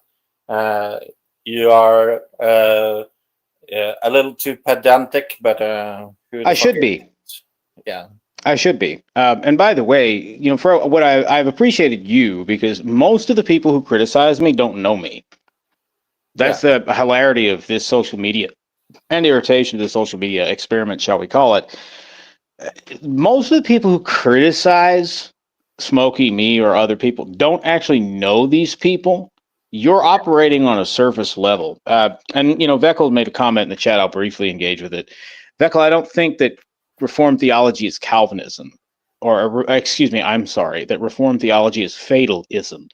What I'm saying is that I think because of inconsistencies in the way in which Calvinists express themselves or in current day Calvinistic thought, it can devolve into fatalism. And often does. At times, if I'm frank, you have done that. Now, gentlemen, do you have... You can be seen as very pedantic and a little too... I don't care. I don't care. And that's the beautiful part about everybody. Everyone has their own different unique styles or way of communicating, or But he's also one of the nicest people I know of. So there's I am a born orator. I was I basically got an informal education all my life in oratory, so I've learned over the years that this is a quite powerful medium of communication. There are times I'm simply thinking through what I'm saying. There are other times where perhaps I am a bit pedantic. It's not intentional. I'm simply trying to put some cogitation into the words I say, which, well, it seems a number of you don't do that. And one Yeah. thing I noticed about Ryan is he never really goes out of his way to attack anybody. No. If somebody brings something up in side chat or they bring it to him, he'll address it, but he doesn't sit around just like making fun of people or harassing No. people. The And Now, days I'm going to ask you maybe a question that will be a little bit hard to answer. Is there anything that you regret very much, like from the YouTube years you from have had? I would regret the notion that I came onto YouTube during a time in my life where I should have been focused on not just self-improvement, but finding a church in which to implant myself so that not only was I being fed God's word, but that I had some level of pastoral oversight, which I oh man, desperately needed. you're echoing on Um, where I'm at right now. I thought maybe I could find a little bit of that on the YouTube space. I realized very quickly that's not the case, and I'm looking to implant myself with inside of a church. And I'll still see come on that here and talk, but I'm really trying that to. is my irritation with so many people, by the way. If they're not part of a local church or they're being dishonest with their clergy about what they believe I think and that's a do. side effect of just being Protestant in general. I think a lot of people think that they just don't do There the. is there's a lot of truth to that, especially with lower church Protestants. Yeah. Again, no knock to the Protestant brethren out there. Everyone is just Well, trying to yes, I'm figure it out. still very much Protestant. That's But one of the hilarious things. You get at least Kevin's biblical discussions coming on and saying, "You're Catholic." I'm like, at least you take no, it that's funny. seriously enough to get implanted into a church, because a lot of these people, and I'm not in the business of naming names right now today at least, but there are about 5-6 people I know that just don't go to a church based on their behavior online. They think that they are a church, or they're starting their own little YouTube church, and they're just relying on their interpretations of the Bible, which I Oh, think is that's a completely cult. it That is is. how you start a cult. The dude did the same thing. He's a prime example. Like, I'm not disagreeing These with that. people, these people open up a Bible. It's called Nuda Scriptura, me and my Bible under tree, naked scripture. They Yeah. simply think because they read the Bible, they can do and say whatever they want. They think that they can interpret the scriptures because they allegedly have the Holy Spirit. Well, I hate to break it to you. That's exactly how almost all the major cults started. Yeah. Yeah. I mean, and that's the reason why we have so many denominations to begin with, is because people interpret things differently. And Not then, exactly. I mean, Not you're right. exactly. Maybe that's a loose The comparison. reason we have so many denominations is more complex than people claiming they can interpret the scripture in a certain way. Yeah. I mean, What there are I mean by councils. that is that these people think that they can do that, and thus you cannot tell them differently because there is no other mechanism interpreting the scripture other than their own authority. Yeah. Often they claim to be inspired by the Holy Spirit, which again, so did Joseph Smith. Yeah. Yeah. Yeah, exactly. It's wild I think stuff. I want to go back to my question. Is there anything that you regret when it comes to all this years? Well, as I answered, in the early years, I wish instead of coming on YouTube that I had put myself under pastoral counsel and plugged myself into a church instead of coming on YouTube. That is truly what I needed at the time. I understand that now. I also I made statements which are just frankly dumb. There were things I said because of the people, the hate cult with which I was hanging out, that I wouldn't dare say now. I don't live life in the sense of regret. I live life in the sense of recognition and repentance. Do I wish that there were certain things I hadn't said or people with which I hadn't associated in the past? Sure. I'm sure that's true for all of us, Christian or not Christian. Amen to that. However, do I look at that with anything other than recognition that yes, it happened, and I disdain that I may or may not have said things I regret? Yes. I understand now not to do that. For example, I'll use Isaac. I have not picked on Isaac. I have not gone out of the way to make fun of Isaac or badger Isaac, because in a lot of ways, I understand him. I won't say that was me, but in some senses, it was. I get it. Being chronically online all day, constantly involved in internet drama, I look at that person with compassion. He has not had that moment yet where he has to realize this just does not work. This is not what you are created to do. Yeah, and I'm not really Yeah, gonna speak no, on I it would too not much right agree now, with it. but Disagree to that. it's one of those things, man, where you got to really analyze yourself in the mirror and ask yourself, what am I doing? You know what I mean? Like, what am I doing out here? And I mean, I know the answer to the question would be, oh, I'm just spreading God's word. Spreading it to who? Well, To yes, but are you? Are you truly considering that you're spreading God's word? At this point, and I've publicly shown that, I originally came on to talk about the Bible. And as much as I love to do that, as much as I still love to study the Word of God and interact with it daily, I've had to shift from that into defending myself, preparing for legal action, a mode that I never wanted to be in. This was not my original intention. But so it has had to go, and I am unafraid to appeal to Caesar, as St. Paul said. If to Caesar I must go, then I will go. I will appeal to Caesar. Yeah, man, and Ryan, you're Now, probably I'm going to ask you also another hard question. hold on just a second. I was just gonna say, yeah. Ryan, you're probably one of the few people around here that I would actually like to do Bible study with. Like, there's so many other people that I thought maybe I could get a little Bible study with this person or that. But you're probably the only one. Well, let me be clear on what I'm trying to say. You are somebody that I probably could learn a lot from in a Bible study. I'll put it that way. I'm not so sure about that. I don't, again, just because I have been a Christian for so long does not mean that I automatically know what I'm talking about or that I'm even qualified to do that. I made the mistake. Look, I used to think the way that a lot of these Christians online think. Now that I have had time over the last several years to experience that and to understand, actually, no, you don't know what you're talking about. Yeah. I don't engage on those points. Look, it's a very humbling thing when you have friends pull you aside, world-class Christian scholars, to say, listen, some of the arguments you're putting forward are actually not bad arguments. Other arguments, they're not as good as you think they are. Yeah, and that's why I'm very kind of anti-labeling myself as some sort of teacher or guide or anything like that, because I am literally as new as you can be to the faith right now, and I'm trying to talk on things that I don't fully understand, and I fully am aware of how dumb it makes me sound sometimes. Like the last episode, I was talking with Will, and he brought up some hard-hitting questions that I've loosely thought about. Will Freeman will? Yeah, which I kind of knew that was going to happen. I know his shtick. I wonder if he's ever figured out if anything is reasonable. Yeah, so it's just one of those things. I'm going to ask you fun but a little hard. You guys are witnessing the evolution of my think, theology in real time. That's what I wanted to say. Who do you think should be in the hot seat next time, Ryan? I don't know. Nominate someone that you would like to be on the hot seat. Let me think of a few names. Smokey comes to mind because that's always interesting. Smokey is high on our list of guests. Veckel might be interesting, but I will warn you, Veckel is terrible about getting back to people. So am I. I say that teasingly. He's kind of acknowledged that, but it might take you a while to get Veckel. We got 10 people in here. No, he is terrible at that. I love you to death. I love you to death, Veckel. Don't get me wrong. I ain't picking on you. It's what you've said. It's just I know for a fact you might have a little difficulty with that, and I don't know what he's got going on. By the way, to Veckel, I'm happy for you. You finally finished your 12 series. When I get the chance between now and Christmas, I'll have to binge watch the whole thing again. Me too. Especially now that I have the theological knowledge to understand what was going on.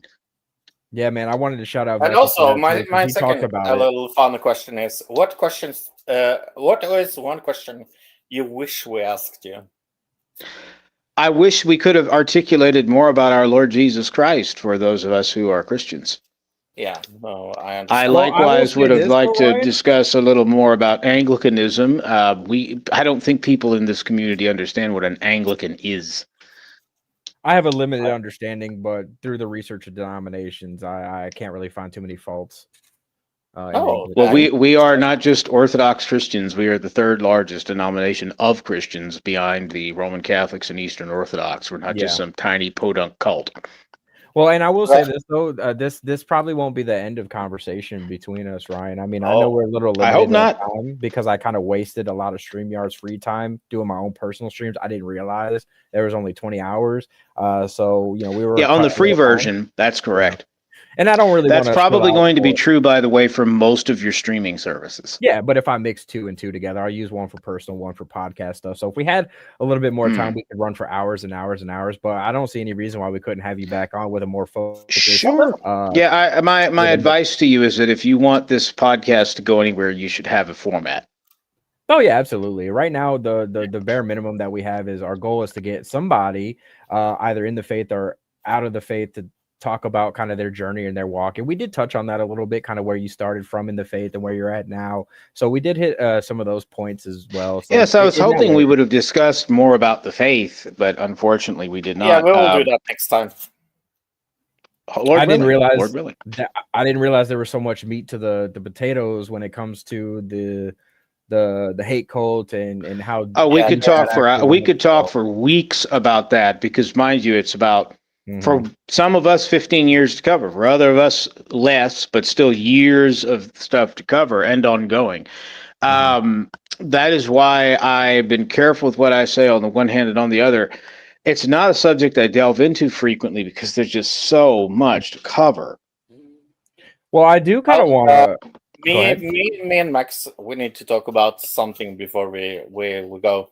Yeah, Max, my strong suggestion to you. Oh, go ahead, Fro. Sorry. Of course. Max had a homework for this podcast Oh yeah, I almost forgot all about that. because he watched a movie called Sliding Doors. I did. Now, first and foremost, I saw that movie today. Actually, again, it's not a very good movie. It's on Netflix. If anybody wants to see it on American, It's also Netflix. free on YouTube. I found it there as well. Yeah. But one of the reason why I wanted you to see it is because it talks about parallel timelines. So, what did you think about the movie? Yeah, so very early on, I kind of realized what they were going for with the parallel timelines and how one small decision can affect the course of reality. And they showed how her missing her train led to a series of events unfolding. And then they also showed kind of side by side what her life was going to look like, the main character, what her life looked like if she made it onto the subway train in time, and how kind of like how they were so different but kind of the same thing in a way. I don't know, I just found it very interesting, and it kind of gave me a lot of food for thought because like parallel timelines and things like that have always been in the back of my mind. And I always joke about what the alternate timeline of Max is doing right now. Is he still even alive? Like, is he married with like 60 kids, or like is he a pastor somewhere, or is he an atheist? You know what I mean? So I like to ponder on those things a lot too. So it kind of brought me back. It's a fun movie when it comes to that. I will say that. I recommend everybody go and actually watch it just for that. I will say, go ahead. Oh, I was just gonna say one of the biggest things I disliked is when she got her hair cut short. For some reason, I didn't like that.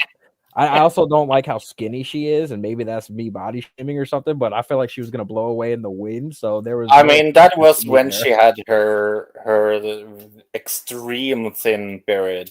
Yeah, like, but it made sense also for the character too. So I'm not gonna be a hater. Like, you know, she's a neurotic person in that movie, so it kind of fits her. Wait, you're watching films about neurotic people and you're on YouTube? Why are you doing that twice? Exactly. But no, I actually got a lot of enjoyment out of the movie, and it took me 2 different settings to sit down and watch it all. And that's no knock on the movie. My ADHD has just been off the charts, and you know, it's just one of those things where I had to sit down and I started watching it, and then I got on my phone, or then I went to go get some food, forgot about it. But I wanted to make sure it was fresh in my memory, so I did finish it last night before this for any questioning. But I recommend checking it out. Like I said, it's free on YouTube. It's on Netflix. It's worth a watch. Just kind of delves into alternate timeline type stuff. So yeah, and I think it's very interesting because one of the things that I wanted to talk to you about, and we will talk about another time, is contra-factual storytelling, and Yeah. I really love that concept. The I did note movie that is down. called Sliding Doors. Yep, Sliding Doors. Yep. With Gwyneth Paltrow? Gwyneth Paltrow, yeah. Yeah. My favorite character in that movie was, what's his name? Was it James? Yeah, James is really good. I Yeah, really he was love cool. James. So, And man, gentlemen, do you still have a need for me? Well, we are going to say goodbye and thank you. So yeah, we need you. Thank you for being on. no, absolutely, Well, I Ryan. appreciate that. Thanks for taking the Setting time out of your day time. to come see us. Yeah, I had a moment this morning, and I'm glad I got to talk with both of you. Hopefully, we can have a more organized part 2. yes, Yeah, yes, we're absolutely. definitely going to talk about belief next time. One thing I do I really like about this is we get like, it's not exclusive to people in the faith. We are very interested in talking to people Oh outside. yes, you get atheists, you get Will Freeman, whatever his flavor He of just belief showed is up. today. He just showed up and we let him in. So we didn't plan that at all. He just kind of popped in. So we had a good conversation. Whatever his flavor of belief is, or whoever shows up, and I'm sure that not all of the people watching are just the, as Dave the news unit calls them, adversaries, but probably other people. There are always people on the sidelines watching, and No, who man, will watch. we want to cultivate a pretty, I don't want to say clean environment, because people are gonna have their opinions and stuff, but kind of a respectful environment. Like, love or hate the person we have on, love hate me, love hate Fro. Like, come with some baseline of respect. We're not just gonna mudsling at each other. I have said, and I will say again, people like Isaac, people like Praise, people like the dude, you're more than welcome to be on the podcast. We Yeah, would love to have you on. Oh dear. I'm a firm believer in giving Good people luck a with fair that. shake. Yeah, we'll see. That's what I'm just gonna say. Good luck with that. Hey, I'm just saying that they are more than welcome. We're going to ask them tough questions. Like, I don't Oh think boy. we Why? went very soft with the questions we had for you, Ryan. So I didn't find any of the questions extremely probing. I do hope you asked dude what he meant by space prisons or praise about his twitching Holy Spirit physical curtains thing. I think if we get into a big name like that, and I say big name, but like a controversial person like that, I think we will have some research done and come up with some Yep. hard hitting questions. So, it won't just be, hey, come on, and we just ask you. gentlemen, what you about never did express to me at what point I'll be leaving. So I do wonder where we're going with this. You're more than welcome to leave, Ryan. Well, before you Yeah. do, thank you so much for coming on, Ryan. It's been a pleasure. Thank you again. Well, I appreciate Any that, last words? gentlemen, and I will talk to the both of you in the near future. Yeah, sure. You might catch me on Dave's at some point. Who knows? Who knows? Yeah, I like that. That was fun. I do kind of echo his point that I kind of wish we got to focus a little bit more on the religion side of things, but I'm very happy that we touched on it. I kind of know a little bit more about where he came from in terms of the faith and where he's at now. So I think that was a pretty decent conversation. I wish I had like unlimited time because we could have got into some more topics, but hey, I'm playing with the hand I'm dealt right now, so we're making the best of it. Sure. And Bob, you're more than welcome to join us next time. Yeah, if I had we don't have anything booked for next Monday, so yeah, we'll talk about that too, because I could probably do the rounds and ask a couple of people. I know some people who probably will just come on. We just might have. Smokey is definitely up there. Yeah, and I know that a little bit of advertisement got some more people in here too, so that was kind of cool. I saw a post about no thanks going live. Exactly. So. This is really just homegrown. Like people that know me and Fro from all these different little spaces, just come check it out. I knew more people. This has been the most viewed episode so far. I think we reached like 10 concurrent viewers at one point. So nice. Yeah, I knew Ryan was going to bring in a lot of people too. So that's kind of cool. This is not about the views or anything like that, but I had a hunch that this episode was going to be. No, this is an episode I know we'll be talking about. Yeah, I'm very, very glad. Oh, it's internal recording time. Okay, I did not know that. Thanks, Smokey. I guess maybe I'll need to do more homework and figure out what the terms and conditions are with StreamYards, because I just didn't want to get too deep into conversation and then it just like cut us off. Yeah, then we all of a sudden have to go. Yeah. Yeah, but I'm looking forward. I think we could do a part 2 with Ryan, because Definitely. I never even Not thought about next doing week, like, but we will definitely do a part 2. yeah, I know Will and Halcyon, they kind of want to have like a spotlight. I think last time I said something about them coming on next episode. I don't remember saying that, but maybe I did. But I think we'll get to their own little episode at some point. Yeah, but you have to. The thing is, like, we need people to actually commit time. If you cannot commit time to be on the stream, I'm sorry. We are going to prioritize people that say they will show up. No, absolutely. Yep. And I am the world's worst planner. So if something changes, if you have a paper on that, I will write my name under that statement. Yeah. So the fact that this all worked out and the timing was right, and I wasn't really gonna say it, but Smokey said it. He did repost this stream, which was great. Got a lot of more people in here. Some people very nice to see Smokey. So, yeah, appreciate that. Much love going out to Smokey today.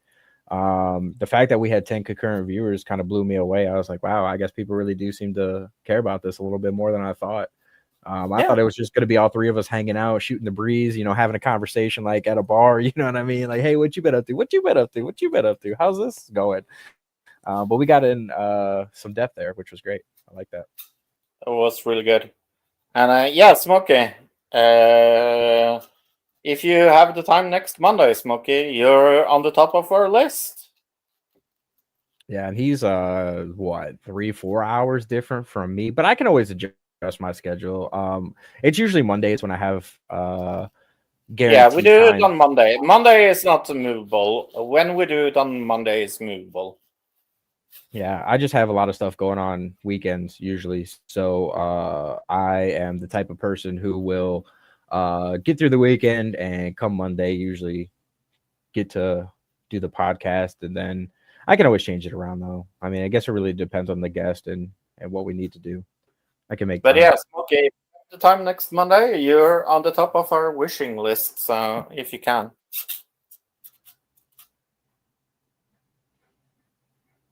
Don't let it limit your streaming.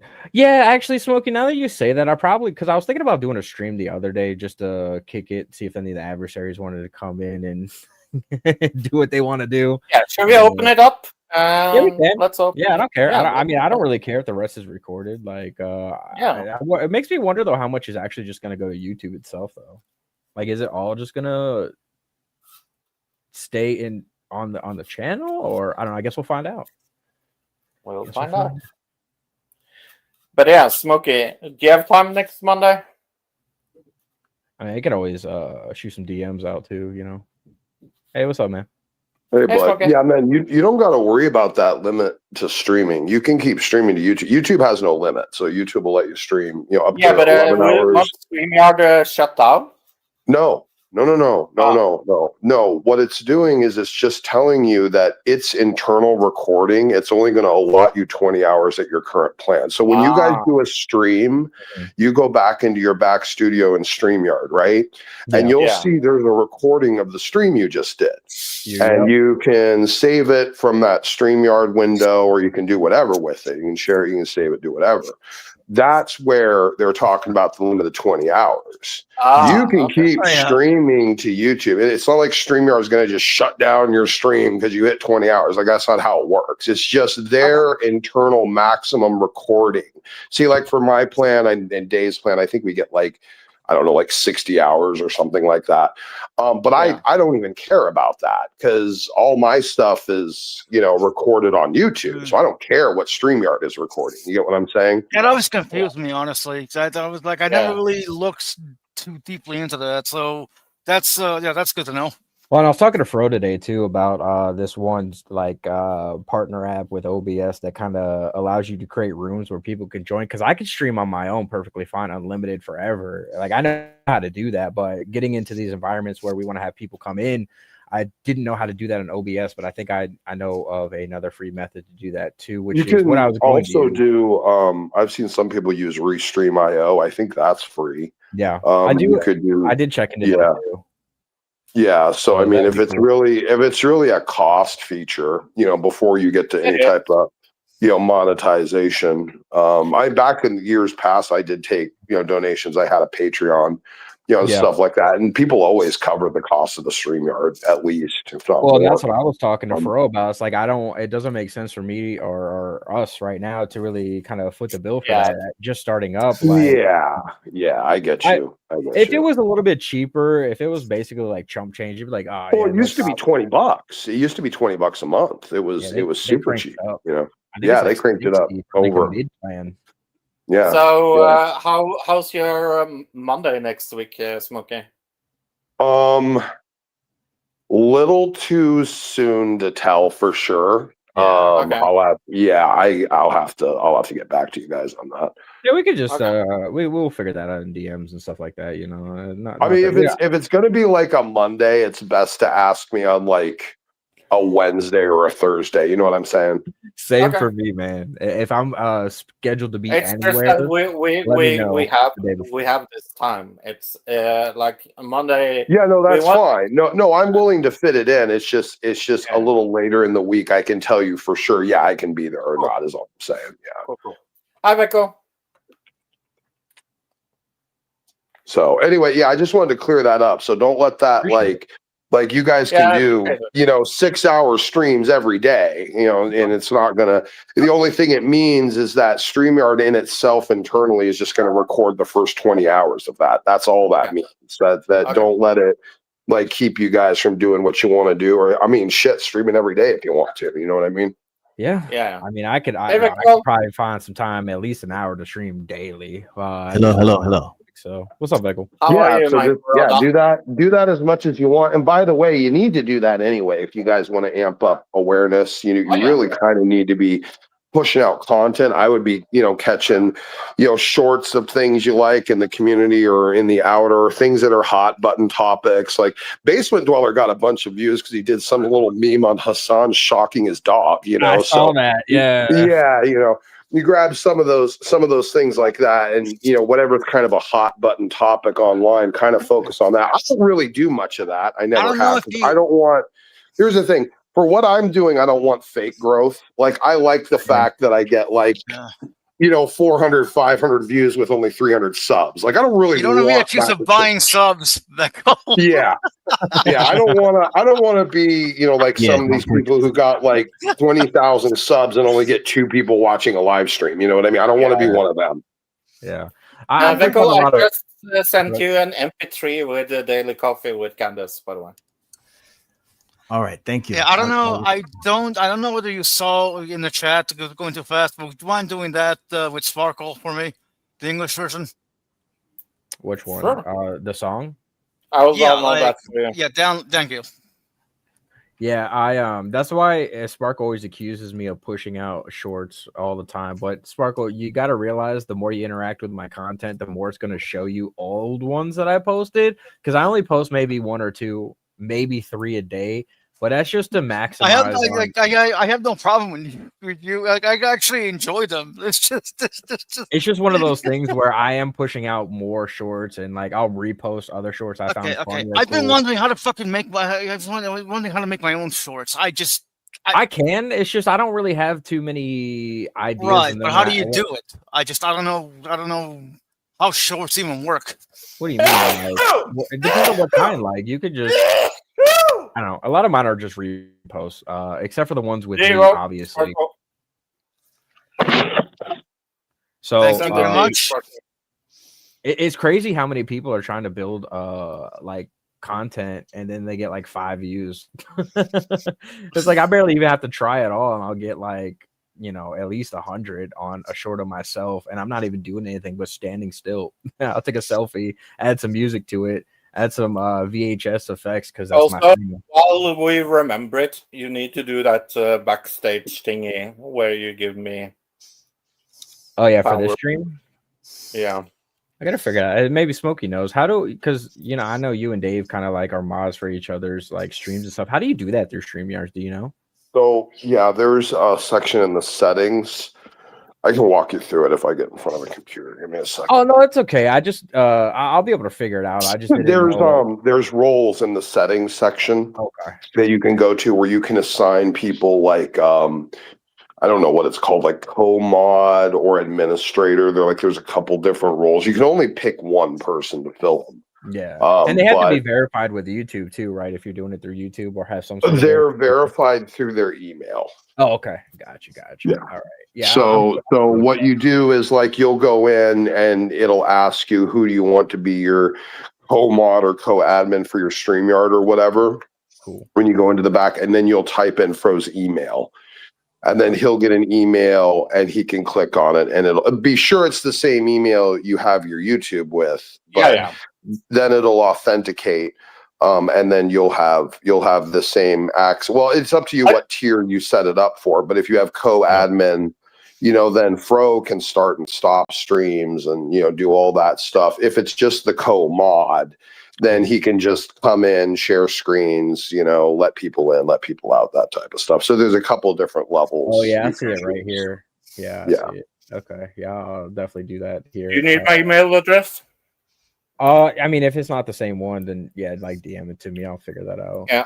I mean, as soon as I get off of here, I'm gonna go do some real life stuff. But I'll get around to it for sure. I promise. I know I say I'll do stuff and don't do it, but I'll definitely do that. No, that's why you're doing it right now.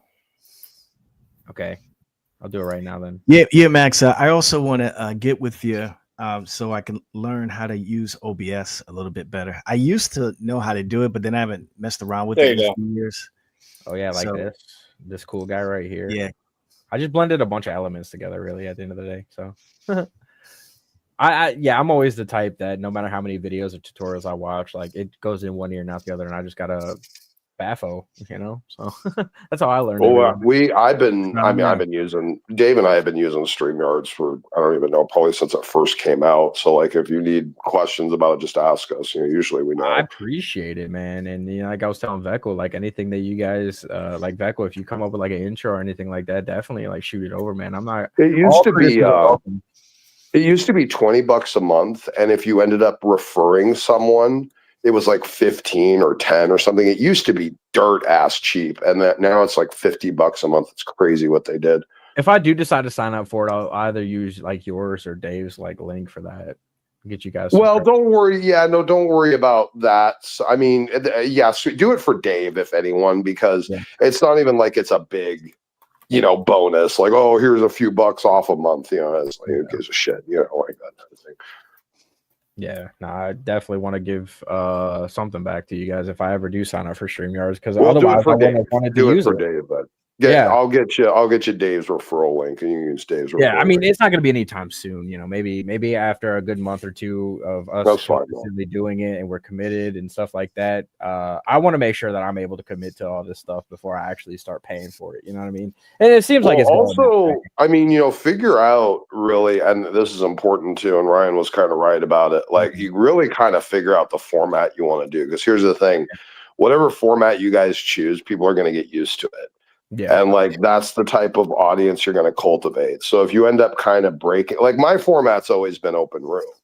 That's usually what kind of drives the traffic, I think, to me, because people like the opportunity to contribute on topics and things like that. Plus, it's nice because once I fill the room, I can step away for a few minutes and get a drink or whatever, Yeah.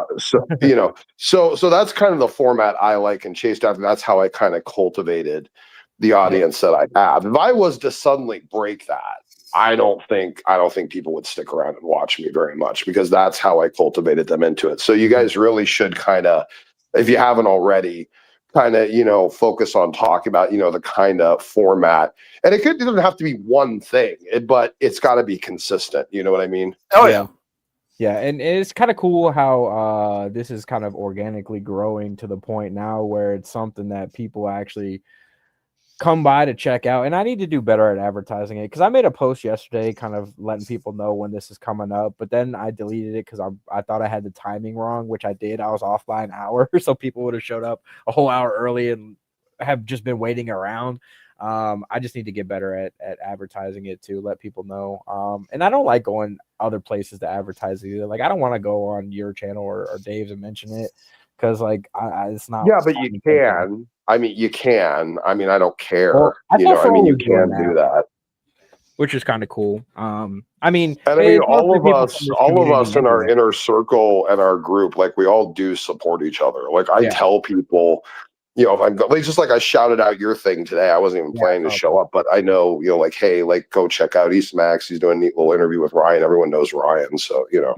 Yeah, and that's kind of how it started, is like getting people from the different sides of the communities around here and giving them kind of like a platform uninterrupted to kind of like, you know, plead their case, I guess, if you will, or share their side of the story without a bunch of people going back and forth like, well, that's a lie. Like, you know, he said maybe we'll have Dude on one day, which that's a far-fetched idea, but you know, just having people be able to, you know, kind of plead their case, you know, and kind of have a neutral territory.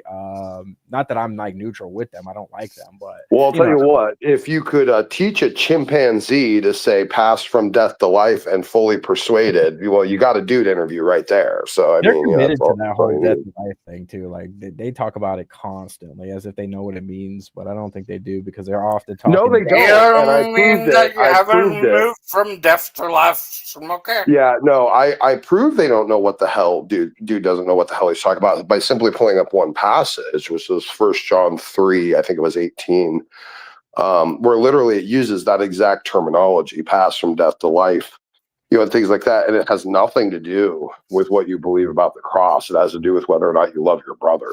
That's the key indicator as to whether or not you pass from death to life. But Dude wants to tell you it's just some sort of mental assensus or suspending disbelief in a fact that brings you into that state, but that it runs directly contradictory to the Bible. But it's because he doesn't know the Bible. From death to life. When I hear them talk about it, it just to me seems like going from a pessimist to an optimist.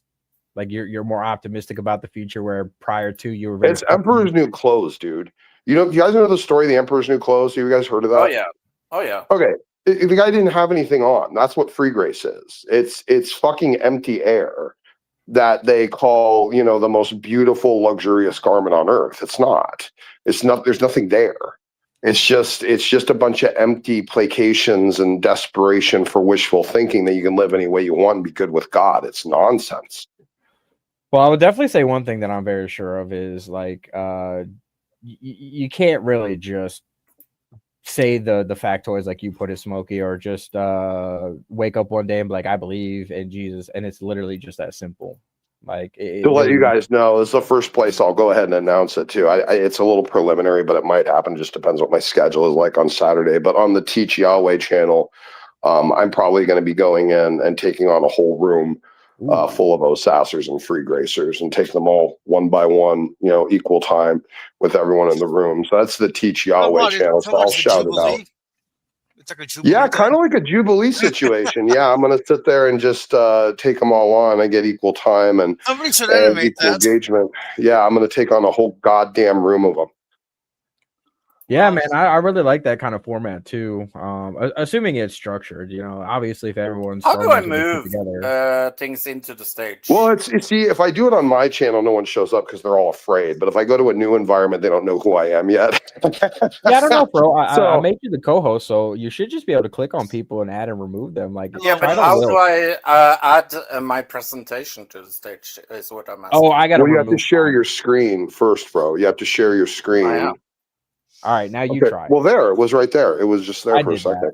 Oh, okay. Can you do it? Do you see? Well, it right you should be able to add your own screen and remove it, Fro. Yeah, there we go. Okay. Found it. Like it's down where everyone is guests down there, and it's just like adding a guest. Welcome to the most professional podcast of all time, folks. I hope you're enjoying the chaos. Well, you guys are new. You're learning as you go. It's fine. You know, that's the fun part, man. I'm gonna hate it when I get stagnant and stale, and I'm just hey, East Max, you need to get with us big boys, man. So you need to, you know, watch more of my streams. All right. My first ever stream is hidden deep in my Facebook, and it was a catastrophe. The only guy I had there listening was Cactus Head. You know, was there to watch me talk about how transubstantiation is nonsense. Yeah, it was my first ever stream. Well, people in my real life tell me all the time I should be doing some sort of podcast or hosting some sort of show because the rumors about me are true. I do love to talk. So It's charisma. It's charisma. You have might as well turn it into something I productive. love broadcasting. Broadcasting is great, man. It's been fun. It's been fun. Well, Yeah, hello, some people are made for that kind of stuff. The more the more I frequent YouTube, I watch several channels. Yeah. And I can see They said that it's all some people are just forgiven, don't made for sweat that the kind of stain, but that felt like a shortcut for dodging the pain. Just believing you're good, like a spiritual hack. But if the weight ain't lifted by effort, it'll break your back. I watch people spit venom and shrug like saints. Hide behind grace like it covers their complaints. If redemption's automatic, why fight the ride? If the price ain't paid, then the lesson ain't taught. If salvation's cheating in the game ain't real. If grace costs nothing, it's a counterfeit deal. There's no free grace here. No soft escape, no pillow for fear. If the cost ain't cutting and the change ain't true, you don't get clean by avoiding the view. No free grace here. Look your demons in the eye, make them disappear. If truth hits hard, let it draw near. No free grace. Not here, not here, not here. I seen faithful folks smiling while they play both sides. Preach love on Sunday, commit war crimes by sunrise, and brag that they covered by a cosmic sweep. Acting holy on the surface while the shadows run deep. If your halo's bought cheap, it'll rust in the rain. If your soul's on autopilot, you'll never break the chain. I'm done with excuses dressed up as divine. Grace without grit, that's a forged lifeline. If your truth has training wheels, don't call it strength. If your grace ain't earned, it don't last the length. No free grace here. No soft escape, no pillow for fear. If the cost ain't cutting and the change ain't true, you don't get clean by avoiding the view. No free grace here. Look your demons in the eye, make them disappear. Truth is hard, let it draw near. No free grace.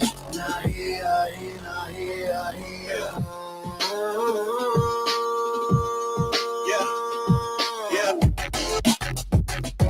Huh.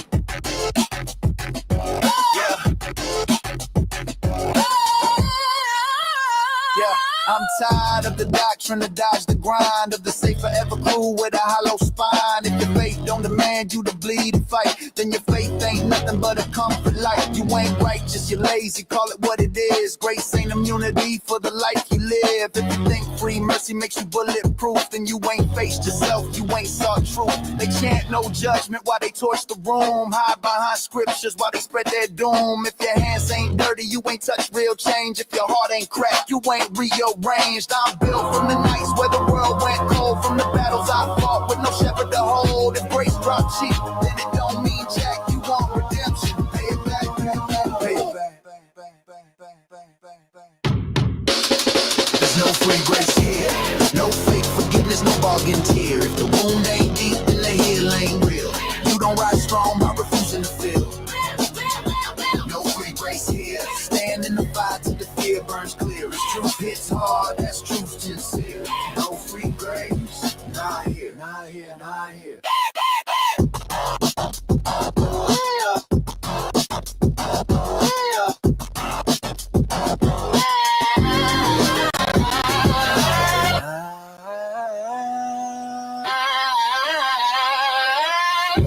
If grace don't challenge,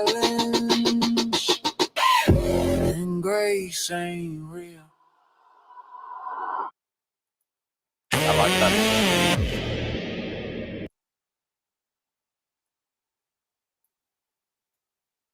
It's one of my new favorite songs. Yeah, I heard it on Smokey's stream the other day. Yesterday, day before, I forget.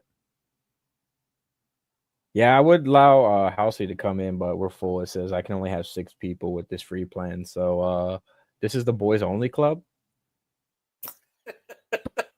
I mean, I could leave if you want. Well, that would make you a gentleman. And see, that's it would. Yeah, it would. Yeah, we can't have that. I'm probably only gonna go for another like 10 minutes anyway, myself personally. So hi, Elsie. We're just big chilling. Sparkle is so sweet. Yeah, he didn't have to leave. I was content to just listen to you guys and chat from backstage. Well, that's a sign of a good woman. Can you guys? If you want to Can you guys hear me? Yeah. Oh yeah, you're actually right. coming in hot, really hot. All right, I just want to make sure my mic was working. All right, go ahead. You're very hot, Becco. You're the hottest. Wait. That's not what I meant. That's what they all say. That's what they all say. I have heard once you go Vekkel, you don't go back. Is that true, Vekkel? No, it's once you go Calvinist, you never go back. Once you go Vico, you get a spot on your schmeckle. Like Ryan brought up, once you go Vekkel, you'll be waiting a long time for me to come back to get back to you. So Hey, if you want my It's called a comeback, you have to refractory. scrape it off your teeth. Veckel, that's called a refractory period. Yeah. yeah, I am bad about that actually. Kevin gets on me all the. Oh my gosh, I'm on the mic. I'm talking about Kevin now. Kevin knows about your refractory period. I thought he was saying he's a procrastinator or something. Wait, Kevin's biblical, right? Is that Kevin? I'm gonna have to do a reality TV show or a mic show or stream or something. Maybe like that we with should. my family. I could send you the definition of refractory period if you. I know what it means, but I'm trying to be PG-13. So I know you know what it means, but he brought up Kevin, and I'm like, let's not go there with that. Sometimes when the love making goes on a little too long, you know, you gotta recover. No, I'm certain that Veckel is straight. I'm positive. Oh, Vekkel is one of the straightest people I know of. I thought you were going to say you tested him yourself. I mean, I've come on to him so many times. He's immune to my charm. Said some news that got left on red. I see. Yeah, when Max sends me his nudes, I can promise you, I don't wait until. I thought you were going to say you don't ask for them. Yeah. Well, not directly. I don't have to ask. He knows what I like. Yep. Yep. Oh man. Yeah, we are going to go with this bit for a bit longer. Yeah. I kind of started that the other day too, where I was like, no, I won't send you nudes, bro, as if he asked, you know, that old joke of like, no, I will not make out with you, Megan, or something like that. And they didn't even say it just to embarrass them. So I guess they're gonna run with that bit for a little while. So yeah, so how you guys doing, Will and House? Are you guys doing all right? I saw you on Ace Theo not too long ago, like a couple of days ago or something like that. How'd that go? About normal. I mean, it seemed like a very normal conversation. A little bits and pieces I checked out because since you guys mentioned them, I did subscribe and I saw your little icons on one of the streams. I was like, I wonder what they're talking about, and it's pretty casual. So Ace Theo is definitely on my list of people I would love to have on the podcast. I've been tuning into some of his stuff a little bit recently since Will put me on to them, or to him, I should say. I'm trying to I enjoy the group, like the community, I love the chat because the chat has like 4 or 5 different topics popping off at the same time while the stream is going on. So there's always something to do. With my ADHD, that's prime territory for me. I love talking about 16 different things at once. Yeah, I got a taste of that last week. Squirrel. I actually started to like this episode. I was kind of locked in. I don't know. Maybe I just got up early enough and had time to kind of like reassess myself and turn. I mean, you also knew who was coming in, so there's also that. How do you feel that your visit with Ryan went? Did you enjoy I think it went. I think it went pretty. I think it was a little better than I was thinking it would be. I mean, I know he likes to talk and get his points across and stuff like that, and he had the opportunity to do it. Yeah, and I think it went well. I mean, there's some more stuff I wish we could touch on, but I was so concerned about the time constraints that I was trying not really to control the flow of it, but try to make sure that we touched on some of the bigger things that most people would probably want to hear about. You're trying to keep your show to like a certain like hour and a half or something, or 2 hours? Yeah, because I was thinking maybe an hour 30. We were gonna cut it and save some time for something else. But then Smokey kind of let me in on the fact that doesn't really matter. So then we just opened it up to everyone. But yeah, I think in future streams we'll kind of do a little more deep diving. Have you considered letting people donate so that you could maybe on a month basis? Yeah, right. Just enough to get your monthly. You don't have to feel like you're taking more than necessary, but just enough to if we want to fund it, then we will.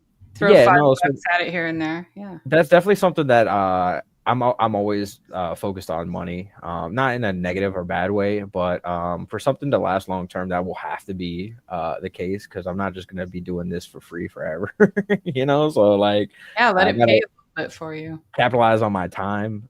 It's not about the money; it's more so about the conversations. But yeah, once we get to a little bit of a certain level, I don't even know what that level looks like. I probably will just set up one for this, or maybe have Fro do it. We'll definitely figure that out, because that is something I've been hearing a little bit about from the people around, as a good idea. And we are going to set up a Rumble so we can get this on yeah, Spotify and things. I just never thought it would this many people would have been tuning in this early. Like, I thought we just have one guy that shows up over and over and over again, and that's going to be it. So I'm keep your content hot. Oh, like, yeah. Make sure that you're keeping your content hot, and people will come, and even if they don't like you, they will fund it just because they like the content. Yeah, and you know what else you could do? And there might have been a few little moments during any of your visits where somebody said something interesting, or something you thought was really true. You know, a great example of a thought that they had, and make a short from it. You know. Oh yeah, that's been on my mind. It'll promo your channel sort of indirectly. I mean, me and Ismax have said that we need to sit down this week and talk about things. So we love the feedback we are getting. All feedback is very positive, and we love that. Yeah, I mean, look, you know, even the bad things. Not that there has been, but like even people saying, like, oh, you know, this was boring. Well, you know, why? You know, what could we do better? So I'm always down for that. I always think any feedback is good feedback. Keep it genuine. Yeah. Keep it genuine, and it will always be interesting. If it's fake or cardboard, it's over.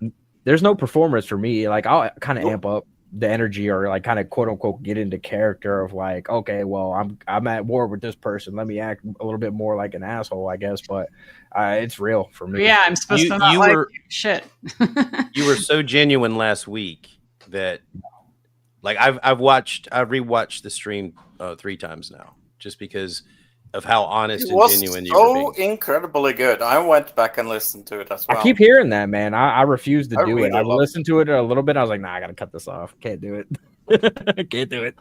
It's, you know, the old. That's because you're judging yourself. You're judging yourself on metrics, like, right? You said it in the thing. You felt like you didn't defend it as well as you wanted to, or whatever. But what I got out of it is that you were being genuine. All of the stuff you were thinking about in real time, and you weren't just dismissing everything you didn't like. You were actually taking it on board and contemplating.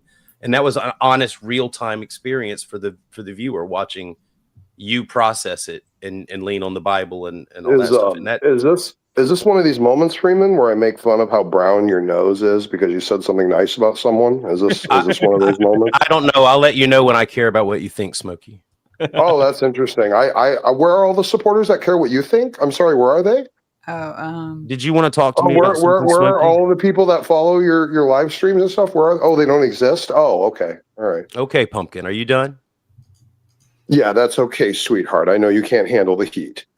Okay, now back to what I was saying, Max.